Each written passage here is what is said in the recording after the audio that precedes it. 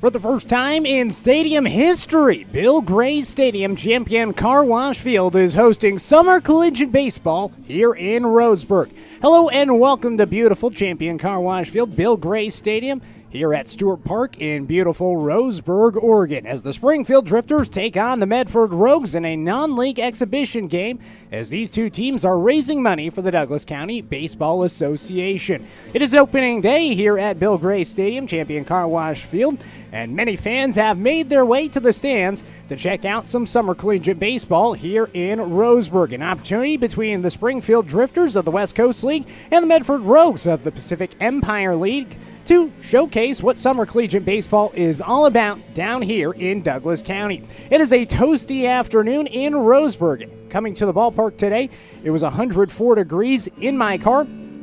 Currently, my watch is telling me 91 degrees, the current temperature, and you know on that turf, it is going to be a lot hotter. Springfield Drifters enter this game 3-3 overall in league play, 5-3 if you factor in the non-league play on the season. Medford, they're 8-2 overall. All of their games have been non-league so far this season. The Rogues, they're coming off a loss yesterday, 9-6 to the Redmond Dunes of the Pacific International League. They had won 8 straight games prior to the game against Redmond yesterday. And then they lost yesterday 9-6 after winning 14-1 on Friday and 15-4 on Sunday. It's the first road game of the season for the Rogues and the first time they're playing on turf as well. Springfield, they're coming off 4 straight victories. They look for their 5th, as that would be a record for the Springfield Drifters to match their record that they had last year. They had 5 straight wins, 3 against Cowlitz, and then 2 straight against Corvallis last year for 5, which is the record. Back-to-back wins for the Drifters against the Northwest Star Nighthawks. Now they turn their eyes to the Medford Rogues. We'll take a quick time out. We've got a lot of festivities happening here at Champion Car Wash Field, but it's the Rogues and Drifters coming up in just a second here on 541radio.com.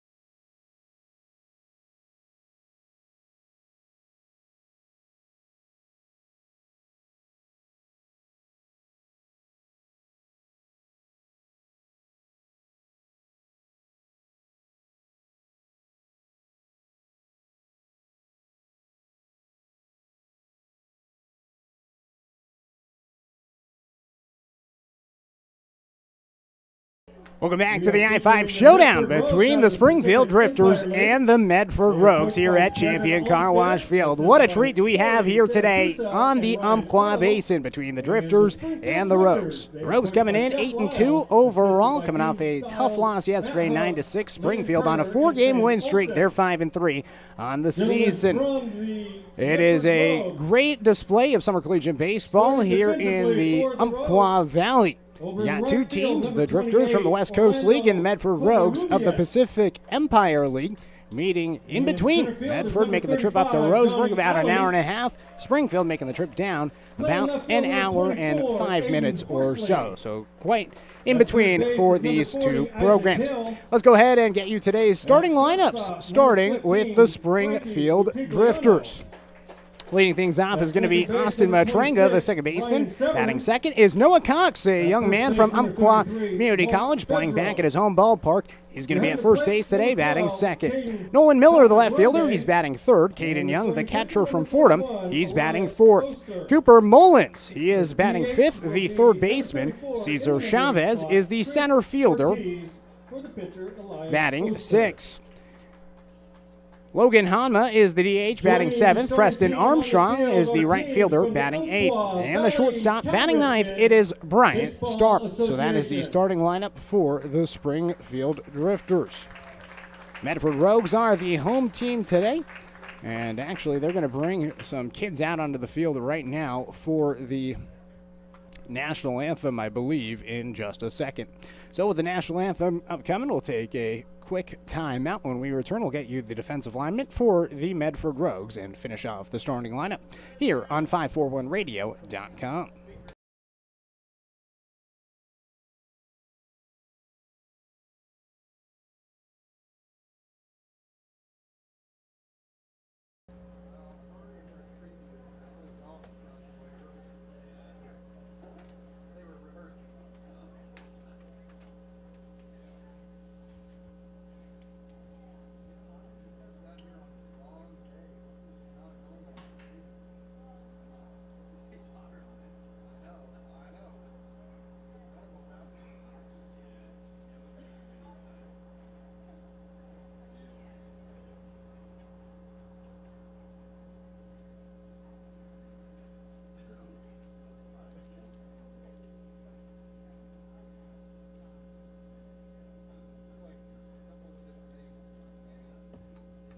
For national anthem, please welcome current Pepsi Bottle Caps coach, former UCC Riverhawk, and Oregon Duck, Michael Friend, as he plays the national anthem. Ladies and gentlemen, please stand and remove your caps.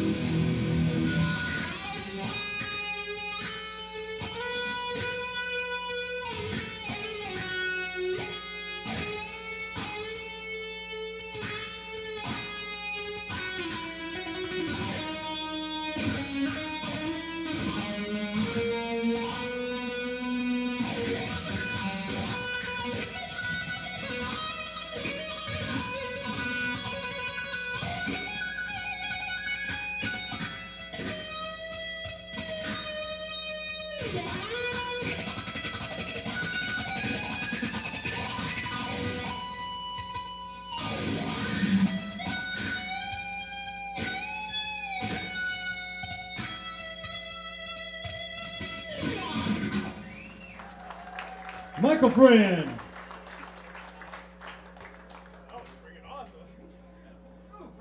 Gentlemen, let's play some ball.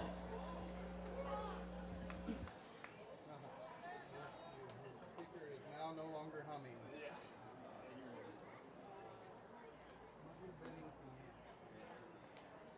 Michael Friend with a heck of a national anthem. The former Oregon Duck and Umpqua Community College pitcher, now a coach for the local Legion Club, the Pepsi Bottle Caps, did a great job out there with the national anthem on electric guitar.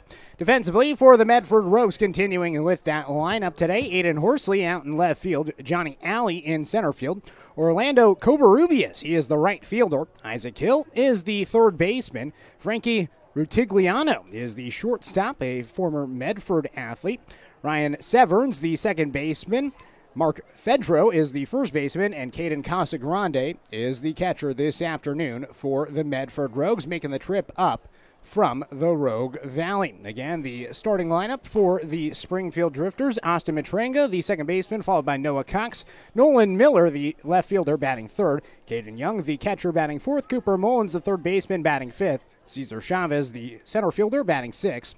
Logan Hanma is the DH this afternoon. He's in the seventh spot with Preston Armstrong, the right fielder, batting eighth. And Bryant Starr is the shortstop, batting ninth. Pitching this afternoon for the Medford Rogues is Elias Oster, a right-hander on the mound for Medford. I'd like to welcome everybody here to the score for this presentation of the Springfield Drifters versus the Medford Rogues at Champion Car Wash Field. Quite a beautiful venue. We got this nice center field cam. Then we got the nice home plate cam that shows the whole field. We also have this camera at first base and this one that looks towards the home plate side. So quite the production setup we got here this afternoon at Champion Car Wash Field. It's the first time summer collegiate baseball is being played here in Roseburg. It's also the first time that they're selling beer at Champion Car Wash Field. Bill Gray Stadium has never served alcohol. They finally got the liquor license, and they are tapping the kegerators as we speak. So the Drifters are going to be the visiting team this afternoon, wearing the blue jerseys with the gray pants and blue socks. They got gray batting helmets and blue caps this afternoon. Medford, they're going to be wearing their black jerseys, green on the sleeves with white pants and black caps. Oster on the mound, the first pitch. It's a fastball high, 1 ball and no strikes to Austin Matrenga. Matrenga leading things off, a second baseman from Grand Canyon University, originally from Arizona. Matrenga takes another fastball, this one in for a strike, 1 ball and 1 strike. Matrenga this season with the Springfield Drifters, still searching for his first hit, at least in league play. This a non-league game, but in that leadoff spot. Takes a pitch for a strike, 1 ball and 2 strikes. So Matrenga heading into his third year at Grand Canyon. Going to be his sophomore year after redshirting for 1 year. Just a total of 4 appearances this past season with the Antelope. Takes a pitch high, 2 balls and 2 strikes. Elias Oster again the start for Medford so far on the young season. This is his first appearance. It's a young man from Seattle, Washington, so back to playing in the Pacific Northwest. Plays his college ball at Occidental College. Oster on the mound. Matrenga gets back in the box after a short stoppage. 2-2 pitch. Matrenga takes up and away. 3 balls and 2 strikes. Pretty decent crowd. Got a lot of youth baseball programs from around Roseburg that have found their way to the stands. Good to see all the youth in the area getting to experience some summer collegiate baseball. 3 balls and 2 strikes. The pitch is high, and it's going to be a walk to Matrenga to put a runner at first base here on the top of the first inning. So a leadoff walk for the second baseman, Matrenga, who has walked a couple of times this season. 3 walks in league play, and now he has his 4th overall. So here's Noah Cox, a young man making his return to Champion Car Wash Field. Spent this past spring at Umpqua Community College to wrap up his second full season with the Riverhawks. Takes the first pitch down low, 1 ball and no strikes. Cox originally from Eugene, 6 feet, 170 pounds. This past year at Umpqua Community College, a NWAC South Gold Glove winner at third base. Takes the pitch high, 2 balls and no strikes, and as you can imagine, with him having quite the familiarity with this ballpark, the team was asking him before the game, what are the ins and outs of this field? How does the turf play? He said, bouncy. 2 balls and no strikes. Pitch is down low below the knees. 3 balls and no strikes. Not a lot of divots, he said. It's just a very bouncy turf. He loves it. Some players, not so much. So 3 balls and no strikes. We'll see if Cox gets the green light here. Runner at first. The pitch is up and inside, and it's a 4-pitch walk. Back-to-back walks to begin for Springfield offensively, a team that came in 12th in the WCL out of 17 teams in terms of total walks this season. But they have themselves runners at first and second. Nobody out in the top of the first. And now Caden Casagrande is out to talk things over with Elias Oster. So Matringa at second, Cox at first base. Upcoming is Nolan Miller. Another man that makes his return to Champion Car Wash Field, although this was never his home ballpark.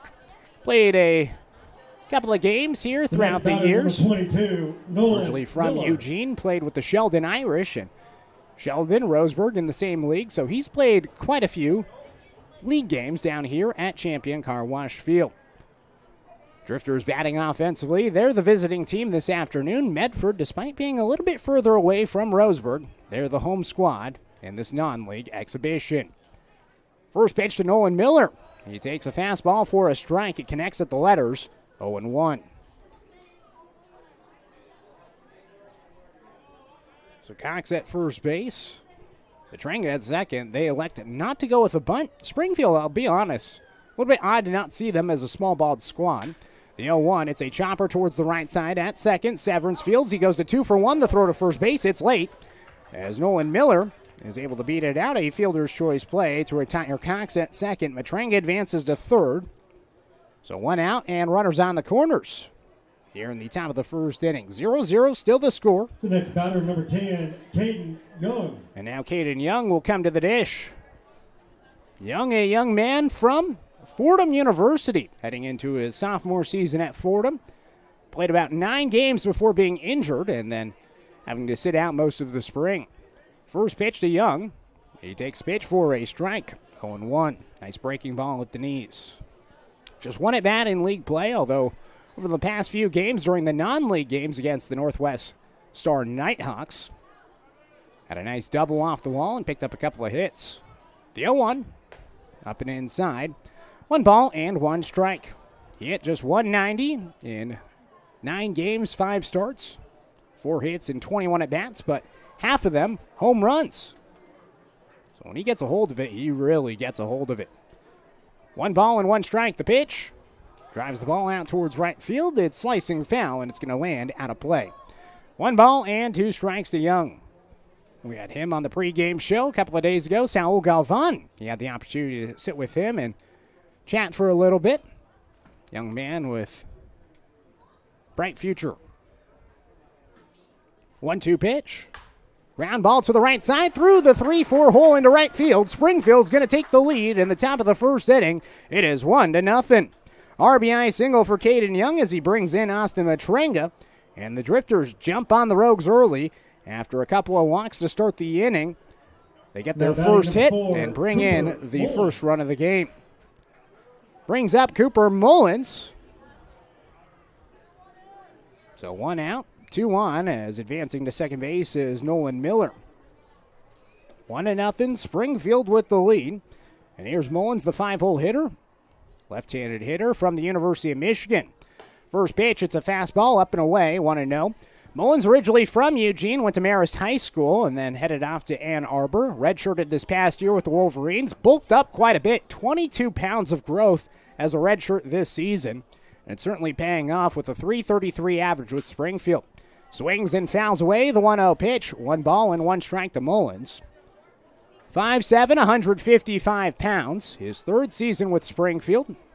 And he's gotten better throughout the years as he's continued to develop. 1 ball and 1 strike with runners at first and second in this 1-0 ball game in the top of the first. The pitch. Mullins fouls it away down the left field side. 1-2.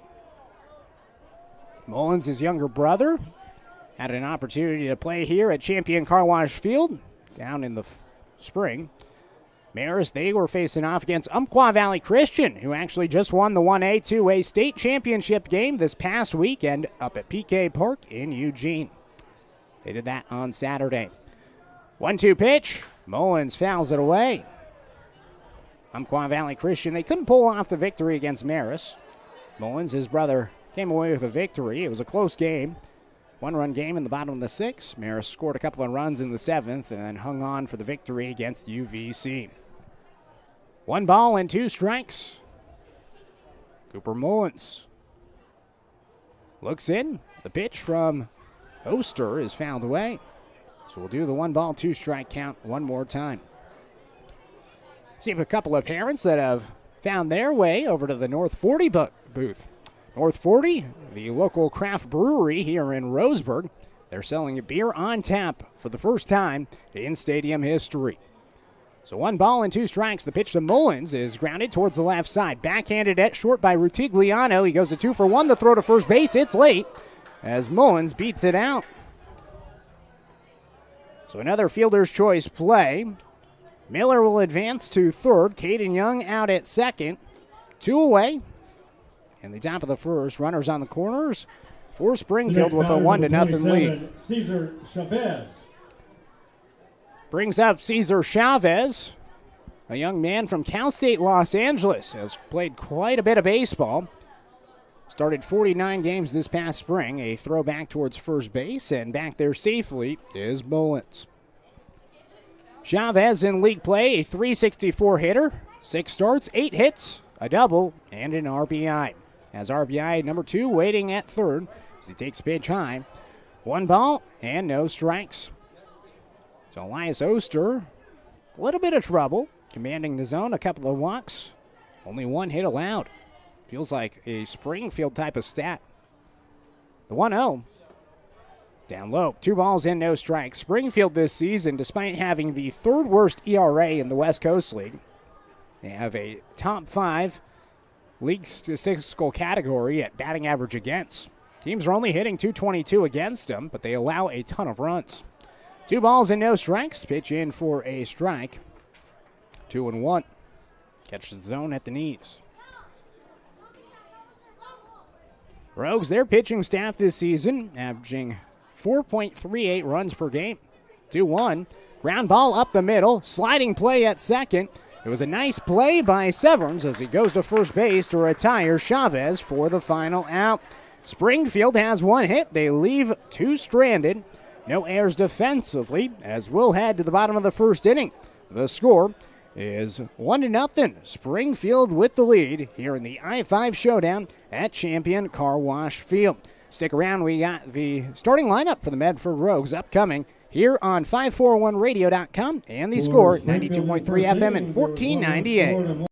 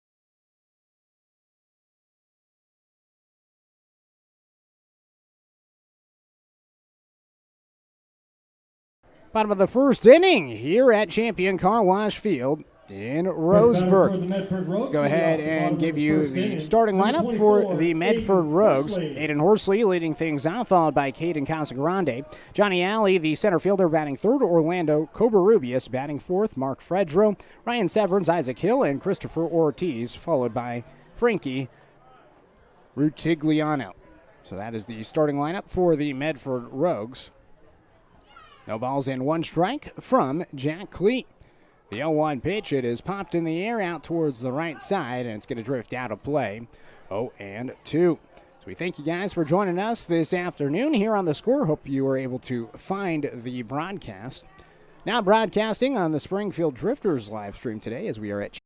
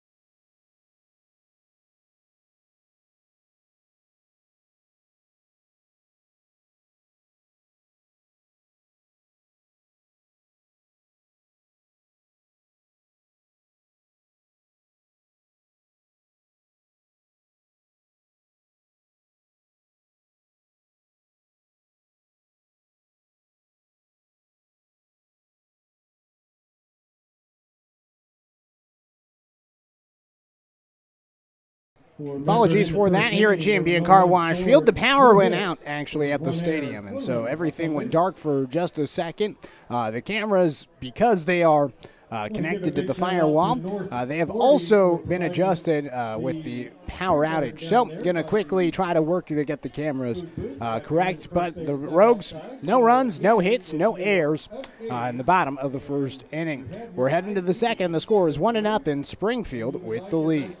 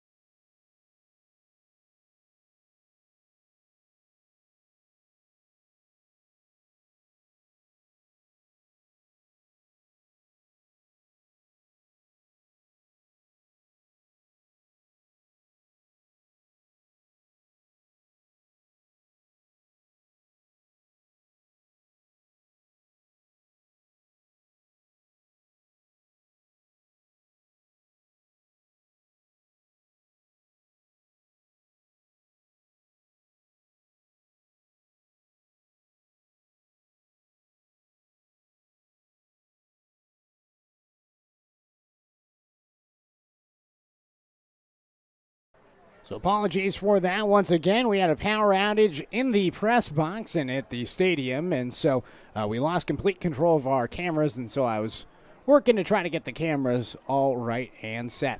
One out in the top of the second, 1-0. Springfield with the lead. First pitch, it's kind of popped out towards the right side on a chopper. Matranga is out at first base.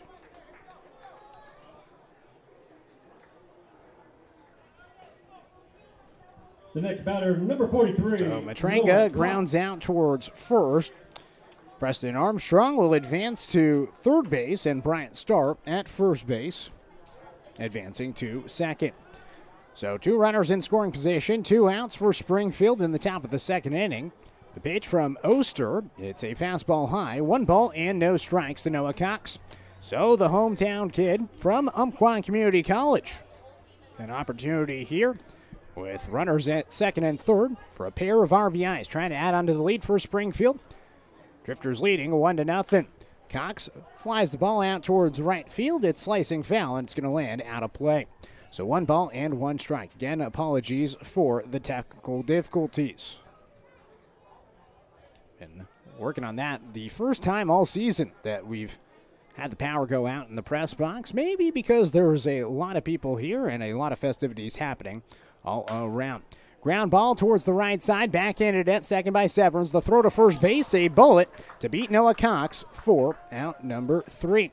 So it's going to be 2 left stranded after 2 hits in the inning, no runs scored, and no errors. We're headed to the bottom of the second inning. The score is 1-0 Springfield here on 541radio.com, and the score 92.3 FM and 1490 AM.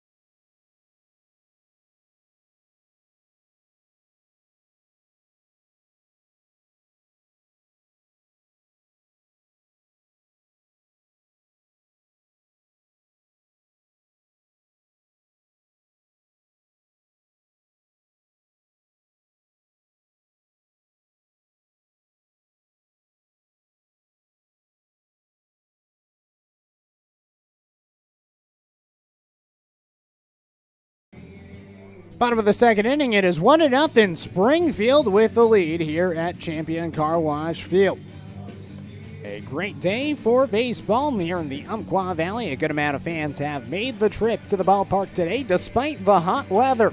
Triple-digit heat this afternoon in Roseburg. This weekend, traditionally 20 degrees cooler. This an anomaly, but it is a hot Monday afternoon. But we're kicking off the summer baseball season here in Roseburg. Jack Klee on the mound, the right-hander for Springfield. Fires in a first pitch strike to Mark Fedro. 0-1. So Fedro leading things off for the Medford Rogues. He'll be followed by Ryan Severns and Isaac Hill. He swings and fouls the ball away down the left field line. No balls and 2 strikes. So Fedro, the first baseman, batting 5th. 5, 6, 7 due up for the Rogues. Fedro from University of Hawaii Hilo swings and misses. It's a strikeout for Klee as he picks up his first strikeout.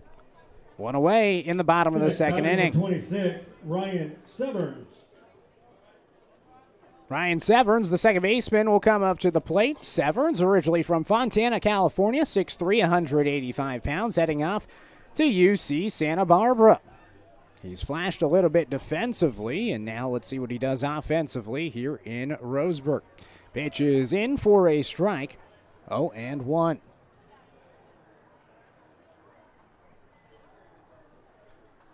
No balls and 1 strike to Severns, the future Gaucho.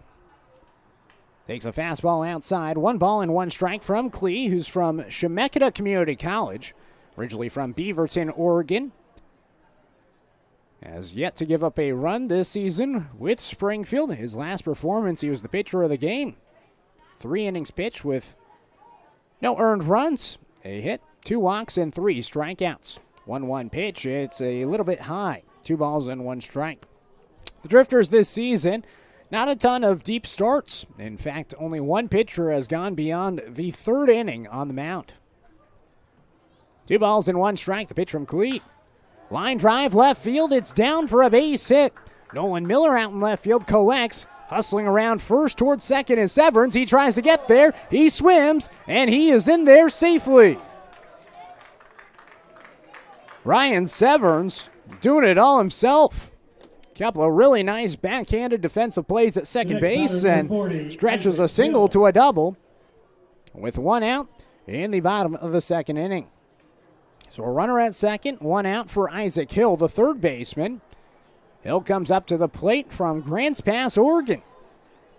Now playing at Oregon Tech. And he's the 3rd baseman this afternoon and a chance to tie the game in the bottom of the 2nd. First pitch, it's a breaking ball in for a strike. Catches the zone at the knees, 0-1. That the first hit of the game for the Rogues. They had a couple of base runners via the walk in inning number 1. Now get a double for their first hit of the afternoon. No balls and 1 strike. The pitch from Klee. Another breaking ball down and away, and it's chased at 0-2. Hill batting .400 with the Rogues this season. This is 7th game played. Total of 8 hits, 3 doubles, and a home run. So half his hits going for extra bases. 0-2 pitch. Breaking ball just inside. 1 ball and 2 strikes. A little bit different playing here at Champion Car Wash Field for these 2 programs. Back at Harry and David, where the Rogues play, and Hamlin Sports Complex, where the Drifters play, they have the TrackMan system. What that means is it tracks and logs every single pitch of the game. Don't get that here. 1-2 pitch, runner on the move. It's a hit and run that goes towards left field for a base hit. That's going to allow Severns to score from second. It's an RBI single for Isaac Hill as the Rogues have tied it in the bottom of the 2nd inning. Double single, we're even in the bottom of the 2nd. Batter, designated hitter number 34, Chris Ortiz. Brings up Chris Ortiz in this 1-1 game. Medford, a team similar to Springfield in the sense that they hit a lot and they also give up a ton of runs. Team coming in with a .336 batting average. First pitch, it's fouled away by Chris Ortiz. 0-1. Ortiz, the 8-hole hitter, a DH this afternoon for the Rogues. He's hitting for Elias Oster. Ortiz, a young man from Sonoma State University. Going to be looking for a new home after Sonoma State folded all of their athletic programs. Line drive towards right field, and it goes foul just right of the line. No balls and 2 strikes to Ortiz as Klee looks for a bounce-back inning. Bounce-back at bat at that after allowing the double and single to even the game at 1.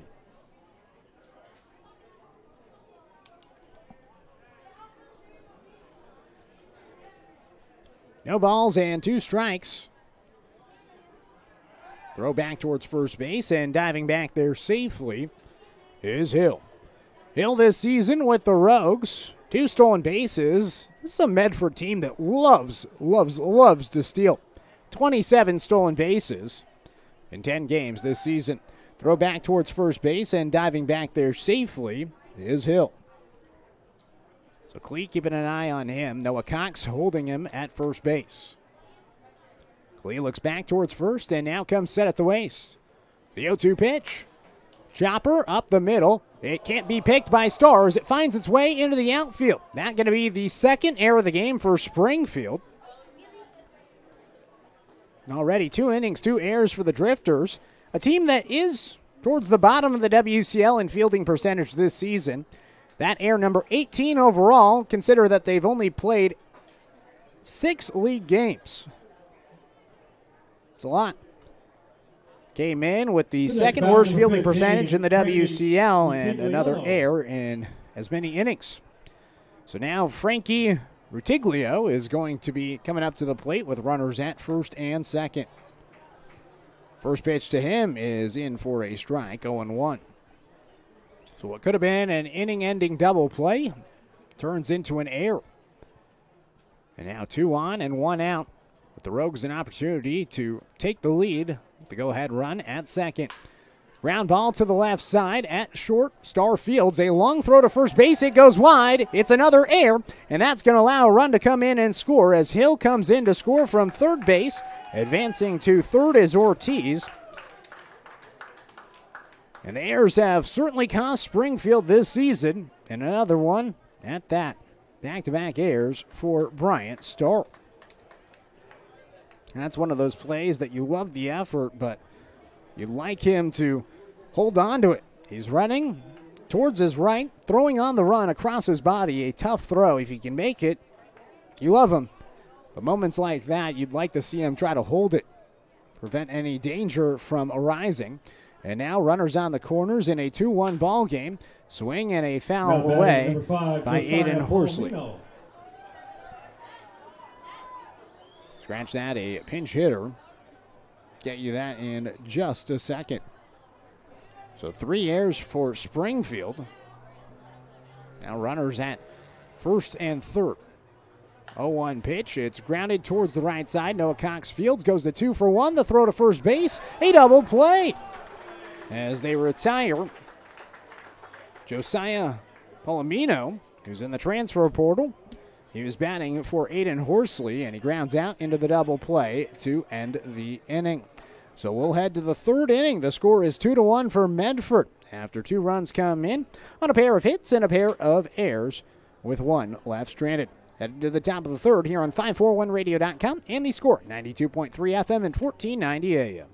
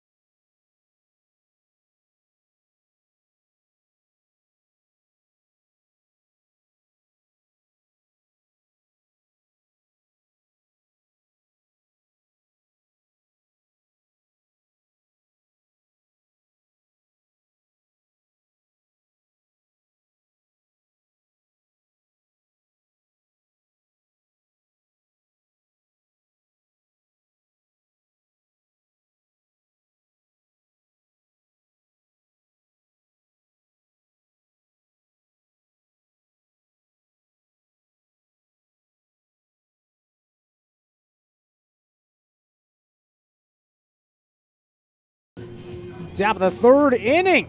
Coming up to hit for Springfield, it's the heart of the order. Batters 3, 4, and 5. Nolan Miller, Caden Young, and Cooper Mullins here at Champion Car Wash Field. A toasty day for baseball, but fans have come out. A great event all around here in the Umpqua Valley.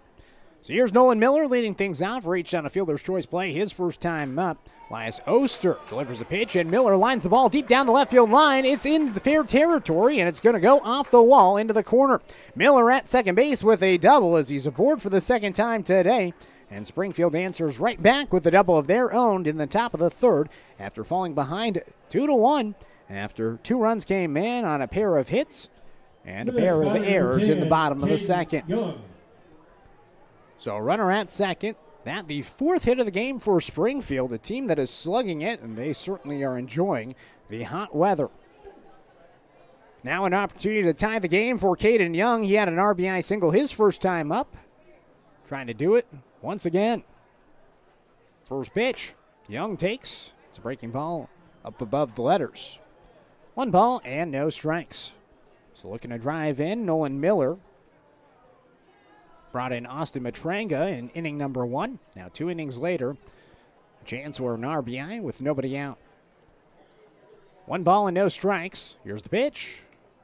Bounces in, advancing towards third base is Miller as the ball squirts free from Casagrande.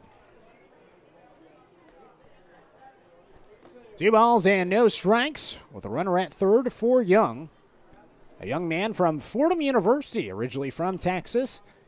His dad played at Fordham, said that Fordham was the only Division I offer he had, and so he chose it. Knew he wanted to go to New York City, and he had the opportunity. 2-0, ground ball towards third. Miller holds up at third base. Throw from third, a little bit high, but hopping on the bag is Fredro for out number 1. So a big out for Oster. Get the out and not allow the runner to score from third base. Just a 5-3 ground out to Caden Young. And now Cooper Mullins will come up to the plate.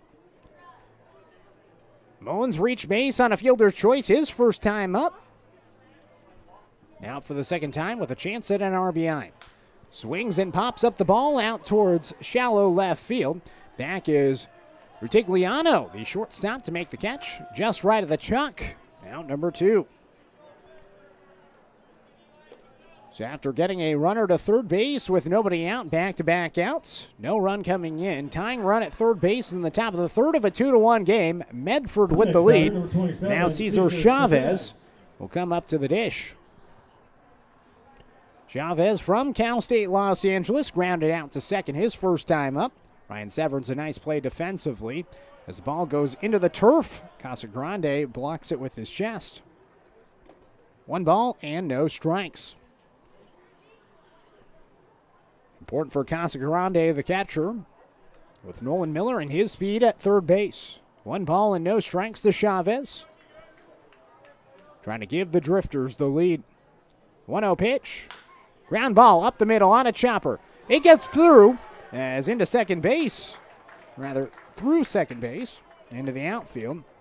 As Miller comes in to score from third base, it's an RBI single for Cesar Chavez.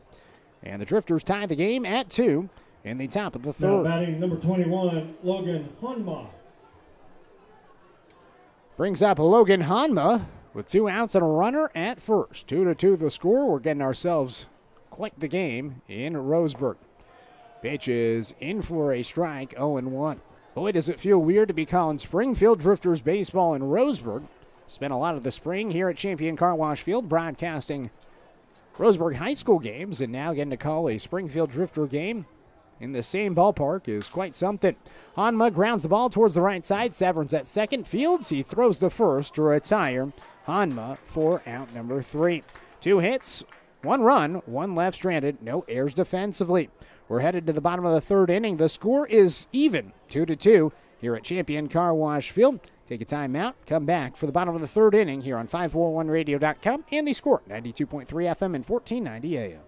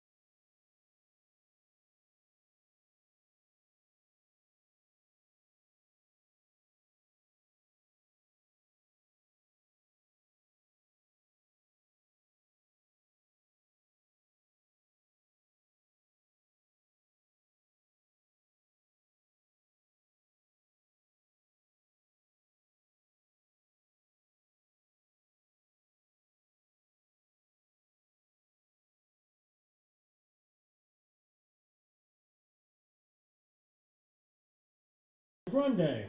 Caden Casagrande is going to be leading things off here in the bottom of the third inning. The score is 2-2 after Springfield tied in the top half of the third inning. The pitch is down and away. 1 ball and no strikes to Casagrande, the 2-hole hitter, followed by Johnny Alley and Orlando Cobarrubias.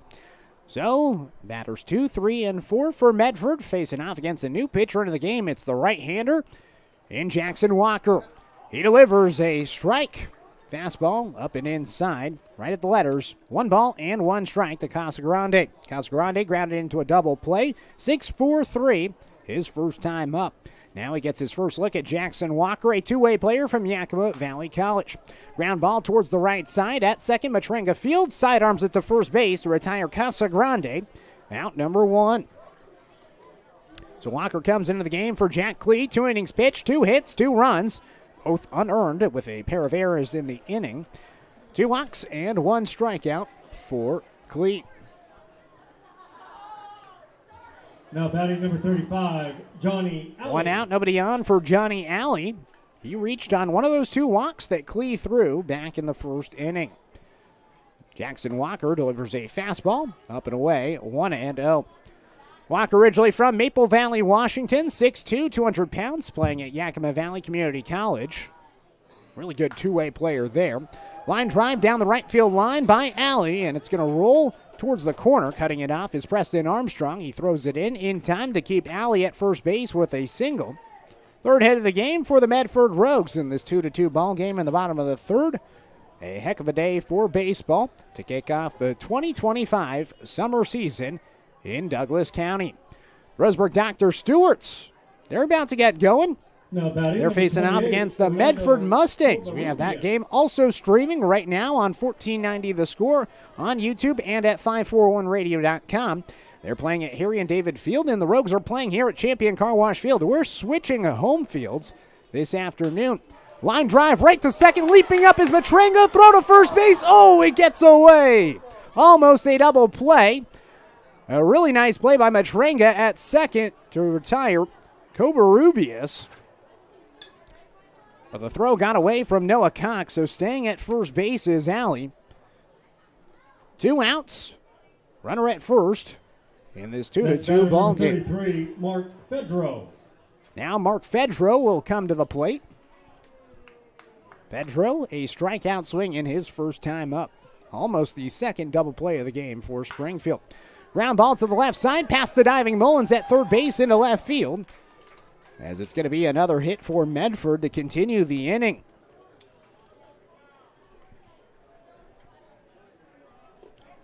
Fourth hit of the game for the Rogues, a high-hitting affair. 5 hits for Springfield, 4 hits for Medford.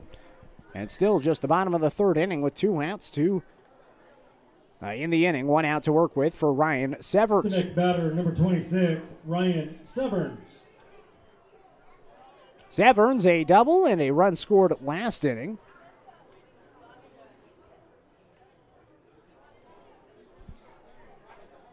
And a chance to give the Rogues the lead. With the runner in scoring position, Walker's first pitch, it's a slider. Catches the zone on the outside part of the plate, 0-1. Severns, he just graduated high school. He's going to be heading off to UC Santa Barbara. And just to the naked eye, he looks really, really talented. The 0-1. Belts it deep in the air out towards left field. It's hooking towards the corner, and it's going to hook foul. 0-2. Man, you can just see the raw pop off his bat from Etiwanda High School. Batted .293 this past season. 15 RBIs, 8 doubles, a triple, and 2 home runs. Had a pair of home runs as a junior as well. 4 total home runs in his career. And he sent it for a ride a couple of times. Had that double last inning, and that one just a little left of the line. 0-2. Takes one down low below the knees. 1 ball and 2 strikes. His double was his second extra base hit of the season. Came in hitting .350 with 7 hits and a double. Improving batting average and improving the slugging percentage. 1 ball and 2 strikes. Pitch from Walker. Early on a swing, and it's fouled away.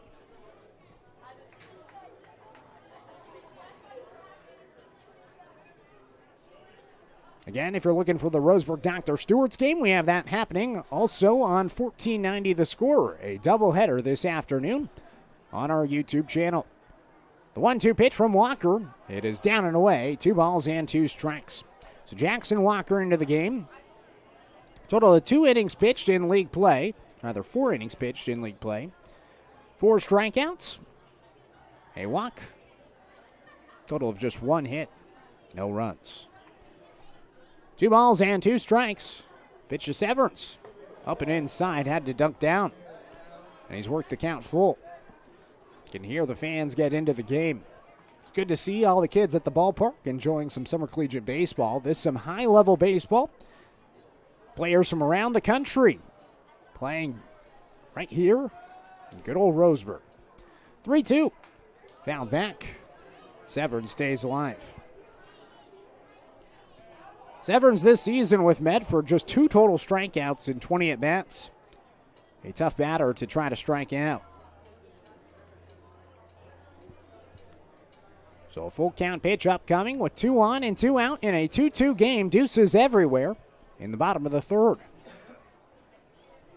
Walker dangles the arm and comes set at the waist. Looks back towards second. Now to the plate. Kicks and fires. Breaking ball called strike 3.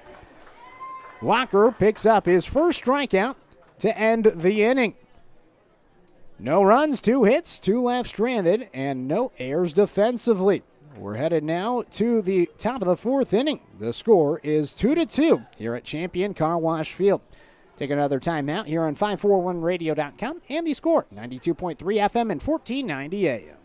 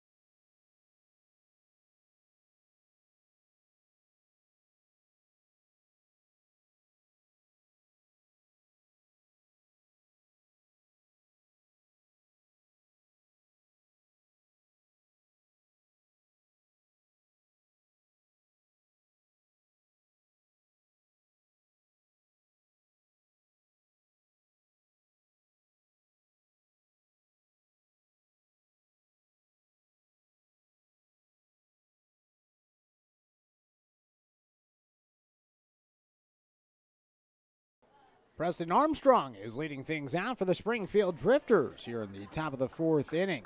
The score is 2-2 as Armstrong takes strike number 1.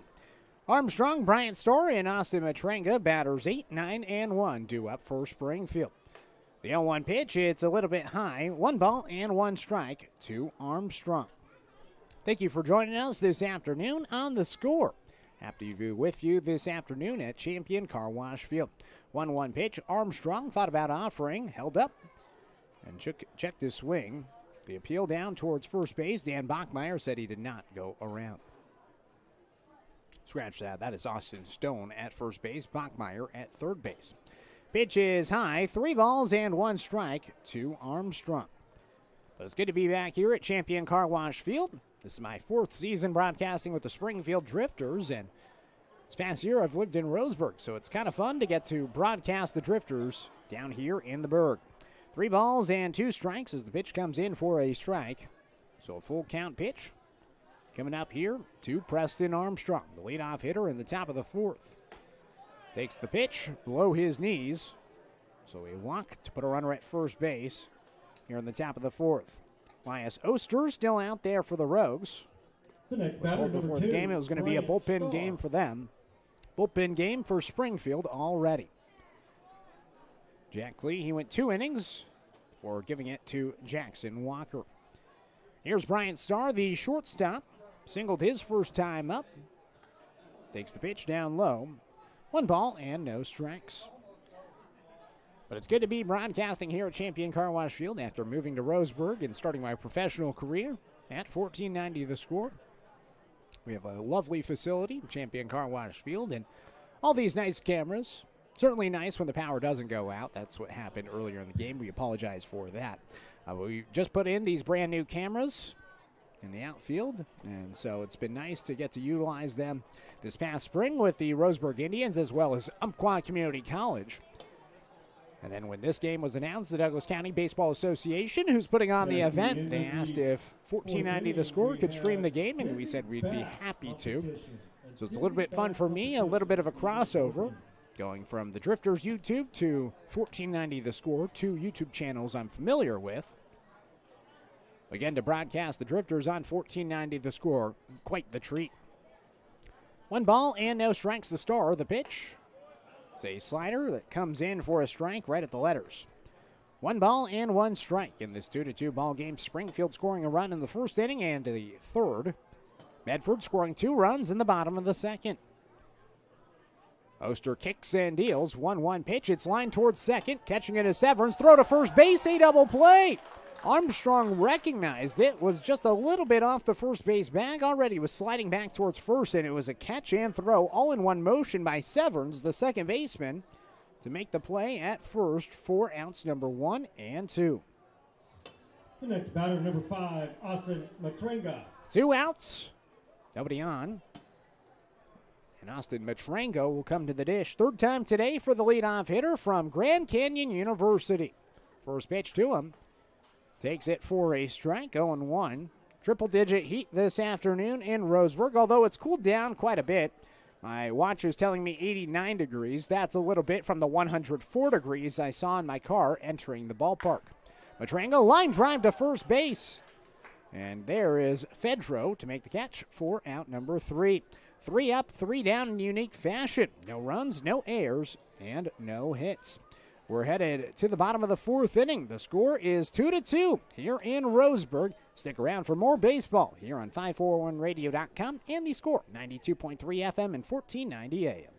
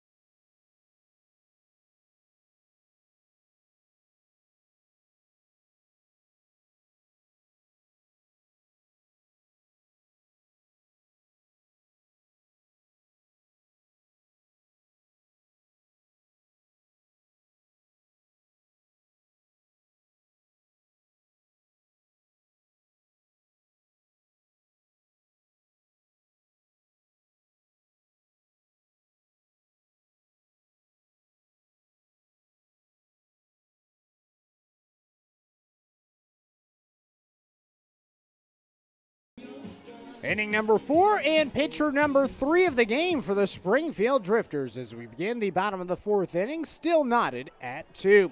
Connor Maloney making his Drifters debut on the mound here in Roseburg. A young man that just graduated from Thurston High School. He's heading off to the University of Oregon next season, and he comes in for Jackson Walker here in the bottom of the 4th.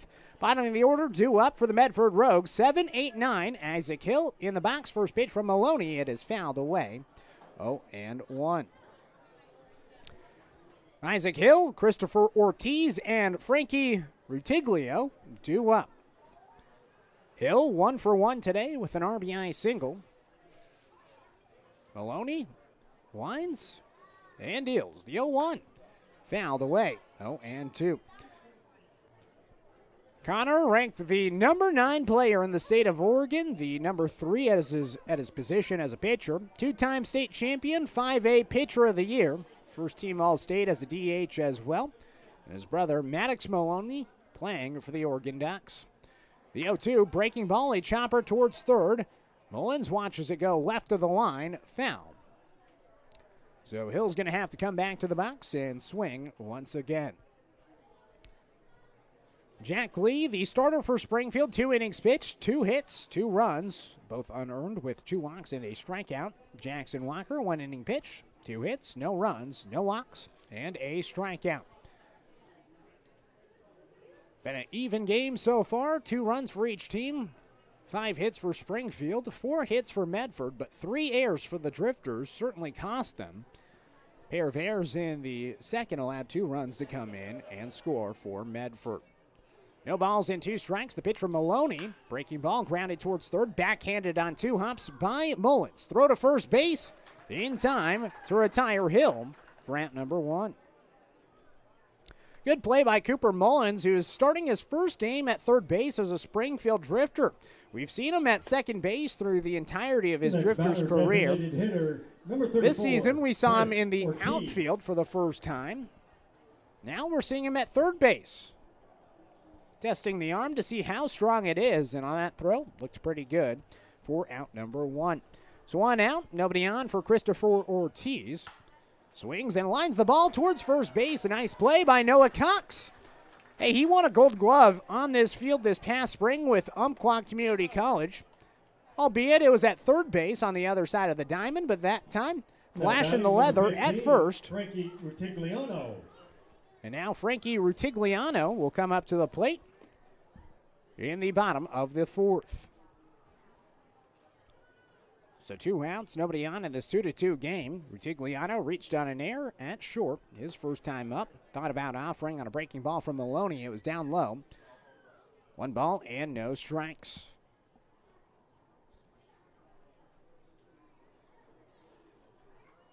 The 1-0 pitch from Maloney.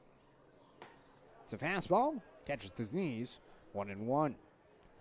A non-league game here at Champion Car Wash Field. The Springfield Drifters of the West Coast League and the Medford Rogues of the Pacific Empire League. 1 ball and 1 strike. Here's the pitch. Swing and a miss. Got a chase on the high heater. 1 ball and 2 strikes from Maloney, and you can see why the Oregon Ducks want him. Heading off to go play with his brother for Coach Mark Wazakowski and the Oregon Ducks after they hosted a regional this season. 1-2. Swing and a miss. Strikeout for Maloney to end the inning. 1-2-3. The Rogues go. We're now headed to the 5th inning. The score is 2-2 here from Champion Car Wash Field. Stick around here on 541radio.com and the score 92.3 FM and 1490 AM.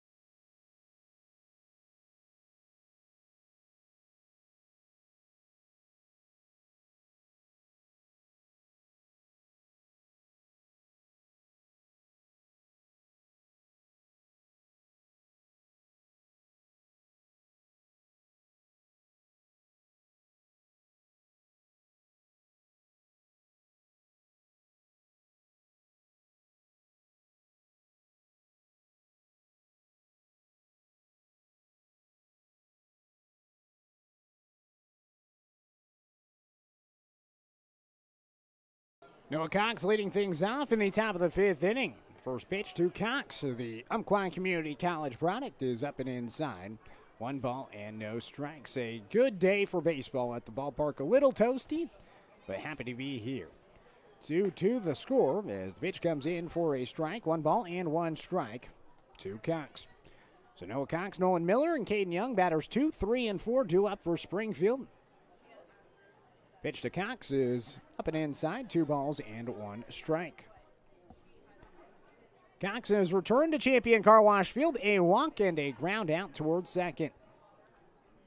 Elias Oster winds and fires. 2-1 pitch is swung on and miss. It was above the letters, and Cox chased it. So 2 balls and 2 strikes to Cox in this 2-2 game. Pretty great crowd here at Champion Car Wash Field. 2-2 pitch. It is up and inside. 3 balls and 2 strikes. And I think this is kind of the theme. Just try it out. See if this works here in Roseburg. See if summer collegiate baseball is something that people are interested in. 3-2 pitch. It's elevated high, and it's going to be a walk to Noah Cox. So leadoff walk puts a runner at first base. The next batter, number 22, Nolan Miller. Looks like Caden Richardson is out as the first base coach, and he is. So you have Matt Hubbs, the Springfield Drifters assistant coach at third base, and then Caden Richardson, the first base coach. Richardson is a player, a pitcher from Lynn Benton Community College. Here's Nolan Miller, reached on a fielder's choice, doubled down the left field line. His last time up with a runner at first. Miller takes pitch for a strike, 0-1. See Nolan Miller's dad in the stands. He's made the trip to Champion Car Wash Field, made the trek south from Eugene. Originally from the Sheldon area, and now playing down here in Roseburg this afternoon on a Monday. No balls and 2 strikes as the pitch comes in to Nolan Miller. But a warm afternoon, starting to cool off a little bit down to 87 degrees. And if you're sitting in the shade, it's quite pleasant. Throw back towards first base, and back there safely is Cox.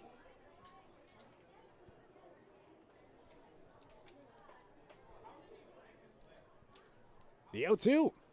Miller takes up and away. Now 1 ball and 2 strikes to Miller, the product from the University of Portland. He's really looked good to start this summer with Springfield finally bulking up. Got a full year in a college weight room, and it's certainly been transformative for him.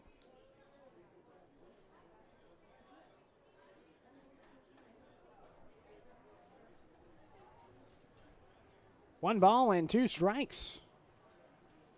Look back towards first, and now comes set. 1-2 to Miller. Ground ball towards third. A chopper. Hill fields deep in the hole. Throw to first base. A bouncer. It was picked at first base by Fedro, but it's going to be an infield single for Nolan Miller. Beats out the throw to put runners at first and second with nobody out. 10, and the top of the 5th inning brings up Caden Young. It's so weird to see Springfield this season compared to their previous 3 years. In the first 3 seasons of Springfield Drifter baseball, this would be a bunt situation. Just 1 sacrifice hit all season for Springfield. Not a lot of small ball. First pitch to Young. Takes it down and away. 1 ball and no strikes. He's 1 for 2 today with an RBI single back in the first. An opportunity here to give Springfield the lead in the top of the 5th. 1 ball and no strikes from Elias Oster. There is a right-hander warming up for the Rogues in the Medford bullpen. 1-0 pitch. Popped up, out towards the right side, and it's going to go out of play. 1 ball and 1 strike to Young. And there's 2 sides of the coin. I mean, he is the cleanup hitter, so certainly you'd like your cleanup hitter to be able to swing the bat pretty well. And Caden Young, he's had a heck of a start in his Springfield Drifter career. Still, maybe you want to bunt. Ground ball up the middle at short. Rutigliano fields, taps on the back, throws to first base. It's a double play, and that's why you might want to bunt. If you bunt, maybe you just get the one out, advance both runners into scoring position. Now just a runner at third base, 2 away in the top of the 5th. Been a couple of good defensive plays for both teams.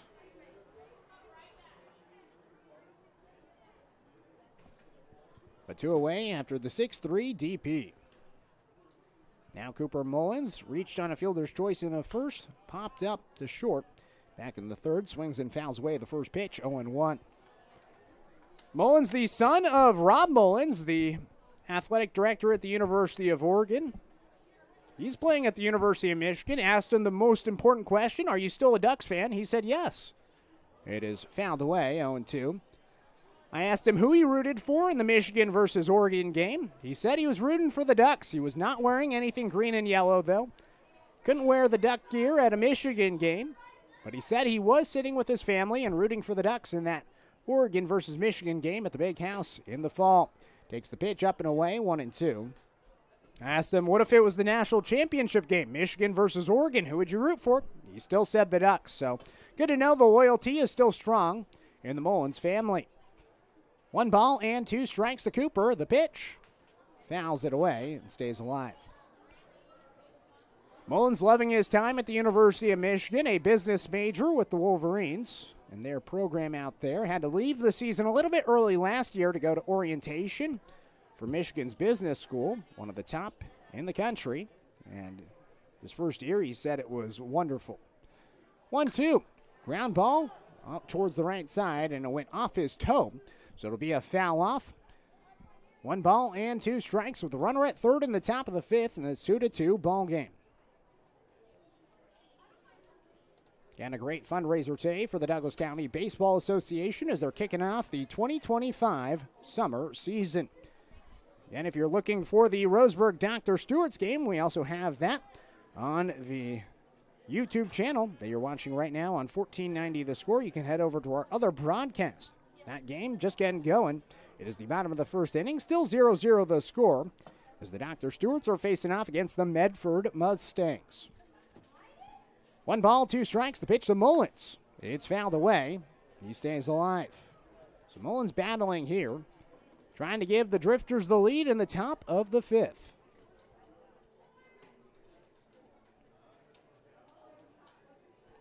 Oster working out of the stretch.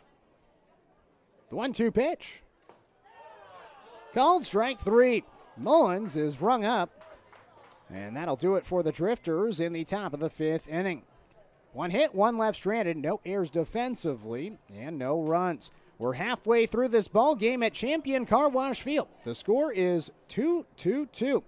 We're now headed to the bottom of the 5th inning on the other half of this break here on 541radio.com.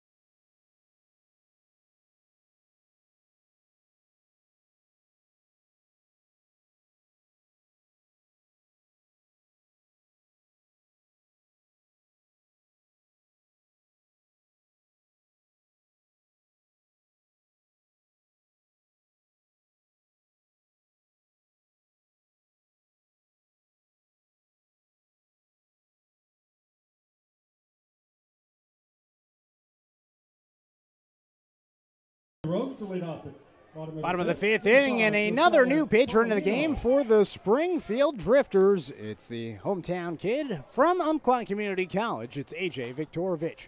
First pitch swinging as it's driven out towards right field, slicing foul, and it's going to land foul. No balls and one strike to the top of the order, and Josiah Palomino. So Palomino coming up to lead things out for Medford, the 0-1. It's pitch outside. Now 1 ball and 1 strike to Palomino. Viktorovich comes in for Connor Maloney. Really good stuff from the incoming freshman. 1 inning pitch, faced the minimum with 1 strikeout. Fouled back. 1 ball and 2 strikes. A perfect afternoon to come to the ballpark and enjoy a cold one. No beer batter today out here at Champion Car Wash Field, although that would be quite nice. We have that up in Springfield. If you want to come out to a Drifters game, don't forget to stay tuned to the Score's social media all season long. Pitch away, 2 balls and 2 strikes. Every Tuesday and Thursday this summer, we're going to give away a pair of tickets to Springfield Drifters games. You can just head over to our social media page, 1490 The Score, comment on our post, and we'll give away tickets throughout the summer. Pitch grounded towards the right side. Matranga Fields throws to first base to retire Palomino for out number 1. So if you are in the Roseburg area and want to make the trip up to Springfield to catch some more summer collegiate baseball, you can head over to our social media, and we'll have tickets to give away all season long. The Drifters very nice to us, and they gave us a ton of tickets to give away throughout the summer. So if you want to head to a game, just let us know, and we'll get you those free tickets. Caden Casagrande going to be coming up to hit in the bottom of the 5th in this 2-2 game. 1 out for Viktorovich. Bunt shown. It's bunted towards the third base side. Barehanded by Mullins. Throw to first base. It's a bang-bang play, but Casagrande beats it out. A good bunt towards third base, and it's the 5th hit of the game for the Rogues to put a runner at first base. Small ball paying off for the Rogues. This is a team that definitely loves the small ball. If you compare the stolen bases this season, coming into today, 27 stolen bases for the Rogues to just 6 for Springfield. The Drifters last in the WCL in stolen bases. The Rogues first in the PEL. Swing and a miss. No balls and 1 strike to the 3-hole hitter, Johnny Alley. He's reached on a walk and singled so far. No balls and 1 strike from A.J. Viktorovich, originally from Nevada, now playing with Springfield after a brief career at Umpqua Community College. Line drive down the right field line. It's going to be a single for Alley as the throw comes in from Preston Armstrong. A really nice play by the right fielder. Going first to third is Casagrande. So runners on the corners. Now batting 1 out, bottom of the 5th. Orlando Covarrubias will now come up to the plate. Drifters looking to turn 2 here. A.J. Viktorovich has thrown a lot of innings and a lot of pitches in this ballpark throughout his collegiate career. Covarrubias takes the pitch inside. Now 1 ball and no strikes from A.J. Viktorovich. Viktorovich from Henderson, Nevada, played at Coronado High School. Just wrapped up his 2nd season with Umpqua Community College, was a first-team NWAC South selection as a reliever. 1 ball and no strikes, the pitch. It's fouled away. 1 ball and 1 strike to Covarrubias. 2 groundouts, rather a ground out and a line out, both towards second base. Lefty versus lefty battle. The 1-1. Swing and a miss. 1 ball and 2 strikes. Viktorovich, 3 earned runs on 4 hits in his first outing against Walla Walla. Responded with a scoreless 1-inning pitch against the Sweets on the 1st. Fastball upstairs. Now 2 balls and 2 strikes. So this is 3rd outing of the year.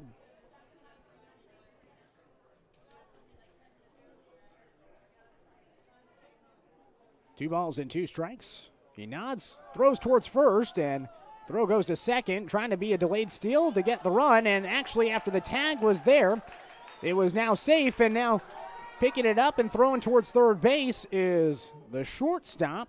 And rather make that Matranga as he throws it towards third. And Mullins gets the tag on Johnny Alley.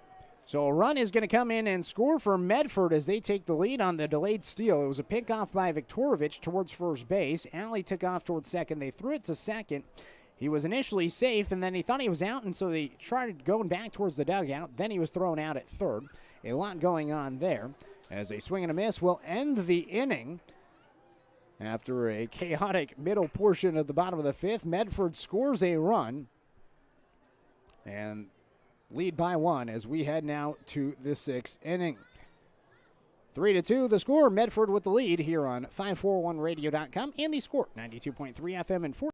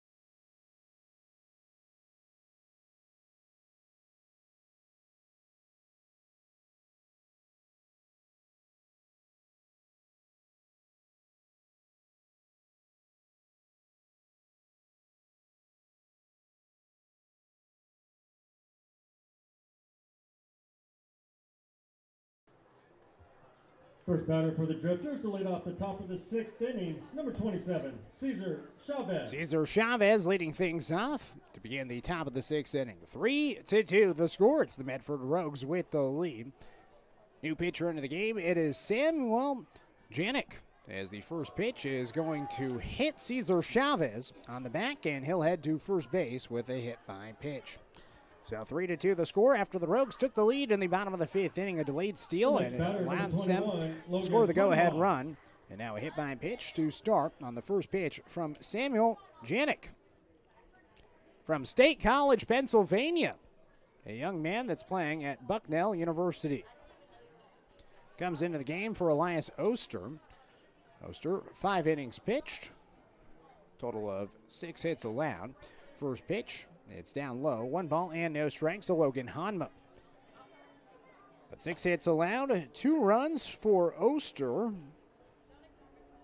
Total of 4 walks, 1 strikeout. 1-0 to Hanma. It's taken down low. Throw goes towards second base, and stealing second base easily is Chavez. Tying run in scoring position. Top of the sixth inning, 3-2 the score. It's the Medford Rogues with the lead in this I-5 showdown at Champion Car Wash Field.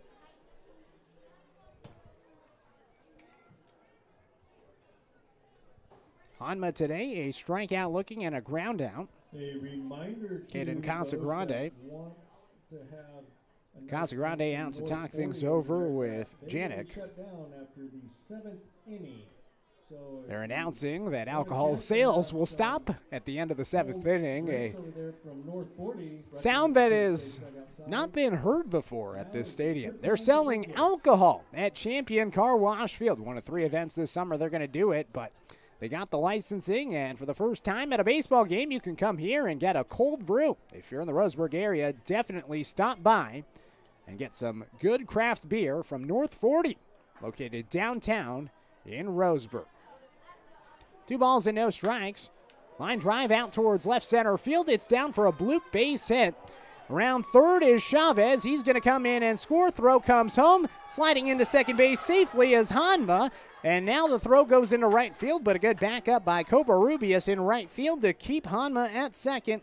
It's an RBI single for Logan Hanma, the future USC Trojan, as he drives in the Cal State Los Angeles product in Cesar Chavez, as the score is back to even 3-3. The next batter, number 35, Preston Armstrong.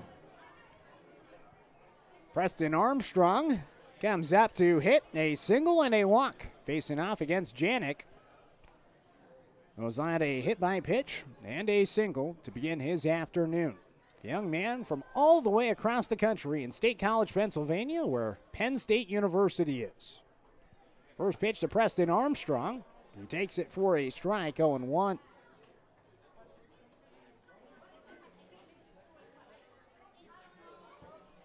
Janik just finished up his first season at Bucknell University, also in central Pennsylvania. Not necessarily in State College, but not too far away, probably an hour or so. Drill burrow out towards the left side. Fielding and tagging the runner was Hill, and he throws to first to retire Armstrong, so it's a double play. Hanma trying to go to third base, but it's a nice 5-3 DP as it's another double play that the Rogues have turned.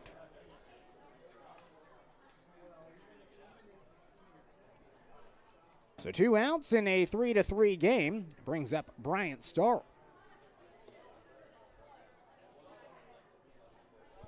Starr a single and a double play he grounded into. Takes the pitch up and inside. 1 ball and no strikes. Drifters today in the last 3 innings have hit into a double play in each of them. 1 ball and no strikes. Here's the pitch. Breaking ball in for a strike. 1-1. Drifters defensively turned 2 in the first and second inning, so a combined 5 double plays this afternoon. Despite the 3 errors, the defense has certainly showed up at times this afternoon. 1-1, hard grounder towards third. Hill fields, throws the first. It's high, and now taking a turn towards second is Starr. At first base, Fedro picks it up, and he has no play at second base. And as I was complimenting the defense, it's an error to put a runner in scoring position with 2 outs in the top of the 6th for Springfield. It's the first error of the game for Medford. 2 outs in the top of the order, 2 up. Austin Matrenga coming back up. He's hitless. Austin Matrenga.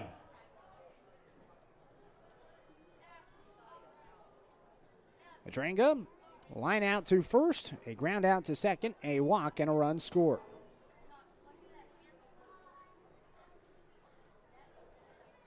First pitch, up and away, it gets past the catcher, and taking third base is Starr.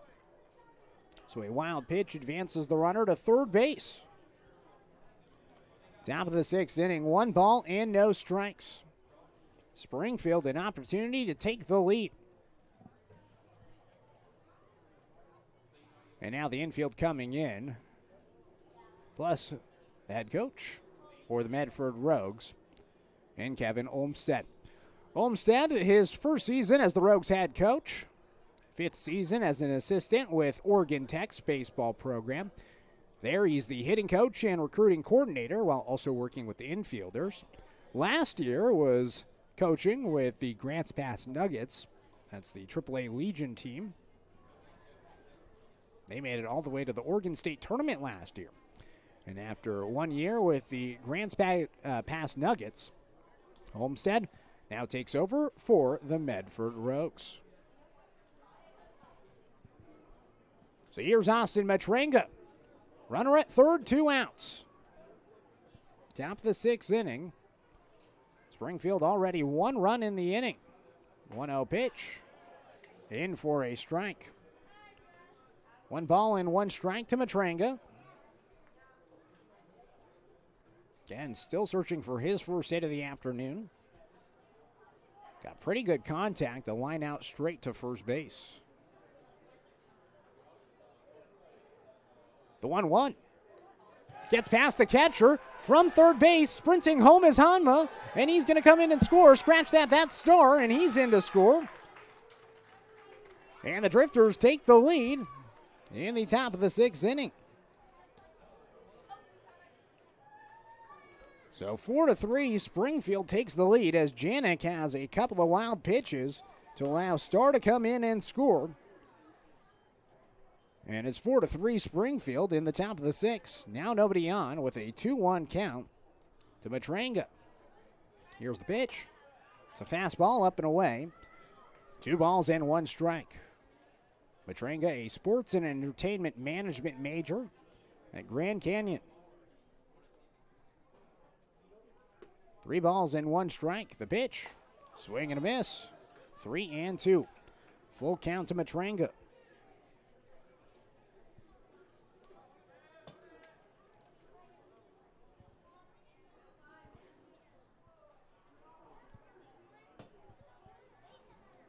Full count. Here's the pitch from Janik. Down and away, and Matranga works a walk. So the full count pitch misses. Runner at first base. Noah Cox back up to the plate. New batter for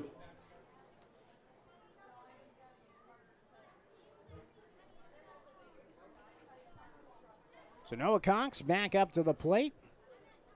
Back in his home ballpark after playing 2 years here at Umpqua Community College. First pitch. Takes the fastball inside. number 43, Noah Cox. 1 ball and no strikes. The Springfield Drifters leading 4-3 in the top of the 6th. 2 runs here in the 6th after scoring 1 in the 3rd and 1 in the 1st. In a back and forth game. 1-0, runner on the move, pitch down and away, another wild pitch, and at second base is Matranga. Stolen base, not necessarily a wild pitch. 2 balls and no strikes to Cox, and he has an opportunity for an RBI here to stretch the lead 2-2. Another pitcher warming up for the Rogues out in their bullpen on the left field side. 2 balls and no strikes.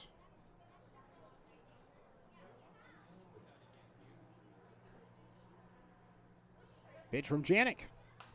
Cox fouls it back. 2-1.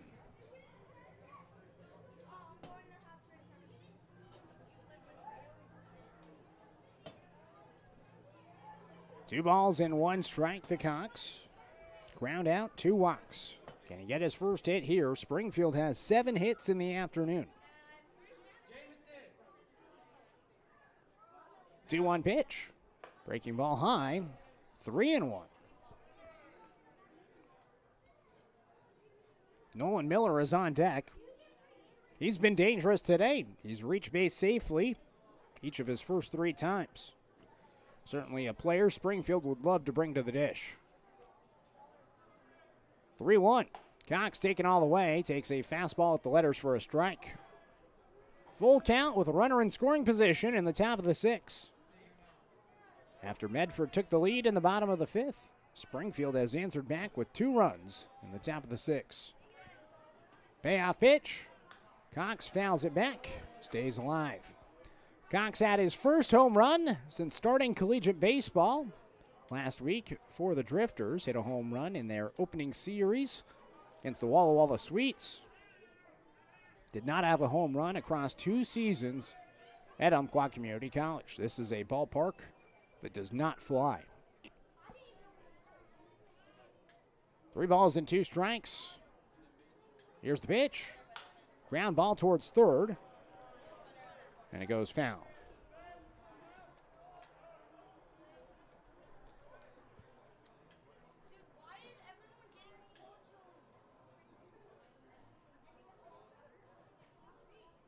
Cox staying alive. Swinging the bat as he glares into Janik. Payoff pitch. Cox takes low. Good at bat for Noah Cox. Puts two on the pond for Nolan Miller, and this may be it. As another mound meeting with Janik struggling. Hit by pitch to start, allowed an RBI single after Chavez stole second base. There was a ground ball that forced a double play, but an error extended the inning, and back-to-back walks, plus a pair of wild pitches allowed the go-ahead run to score, and a new pitcher is coming into the game. So, 2 on and 2 out, 4-3 the score in the top of the 6th. New pitcher coming into the game. We'll let you know who the new pitcher is on the other half of this break here on 541radio.com and the score, 92.3 FM and 1490 AM.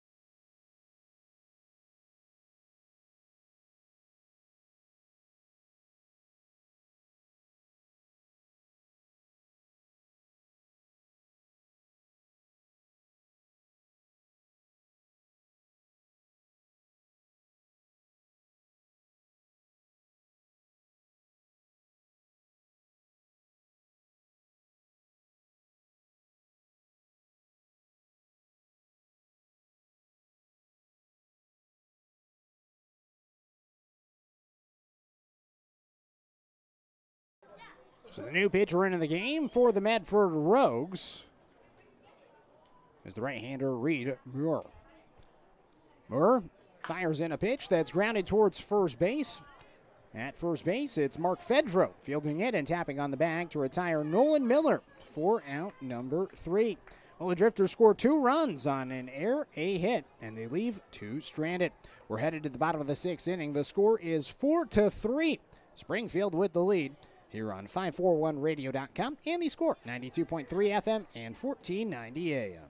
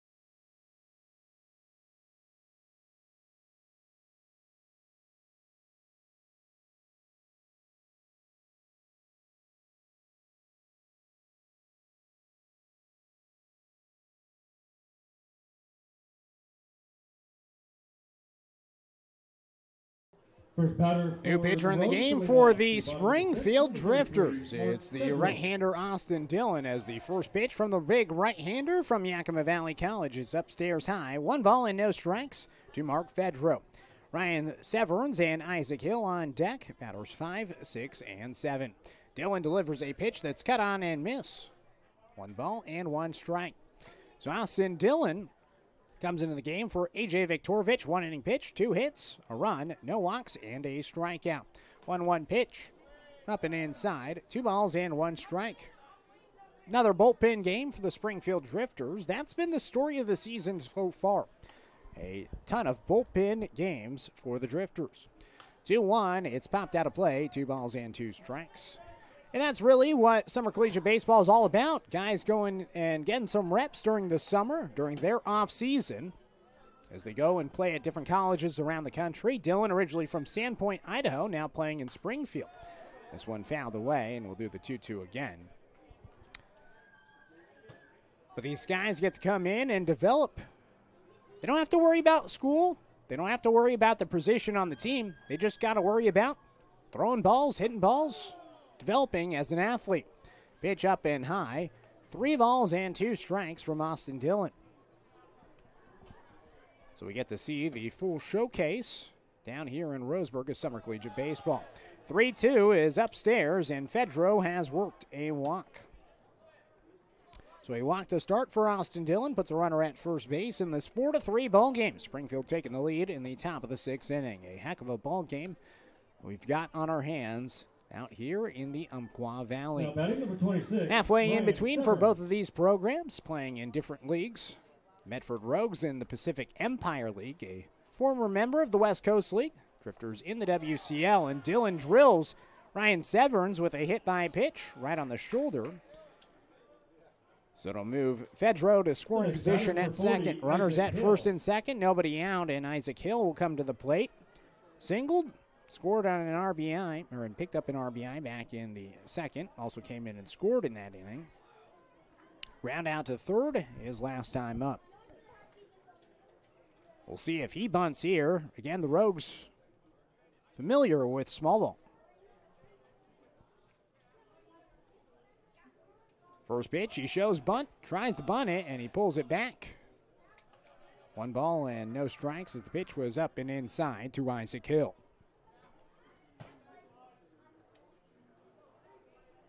Medford, they're a team that has a number of former Legion baseball players on their team. They've eventually aged out and have now moved on to the summer collegiate ranks. Bunt shown, it's bunted right back towards the mound. Dillon tried to backhand it, and it goes off of his mitt. So Hill's going to reach first base safely, and the bases are going to be loaded for Medford in the bottom of the 6th. 4-3 the score. And it goes down as a base hit. Chris Ortiz.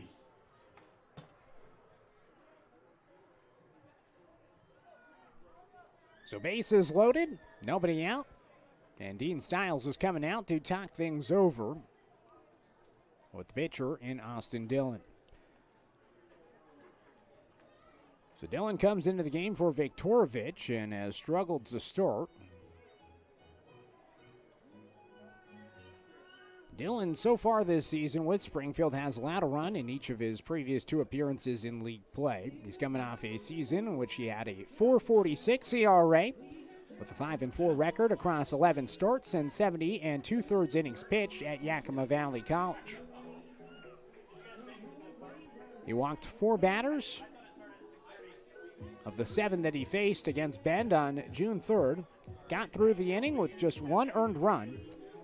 2 runs overall, and now has found himself in a pickle. Bases loaded, nobody out in the bottom of the 6th inning. Medford threatening to tie or take the lead. Tying run at third, go-ahead run at second. Again, nobody out. The Rogues are threatening with the 8-hole hitter, Christopher Ortiz, coming up to hit.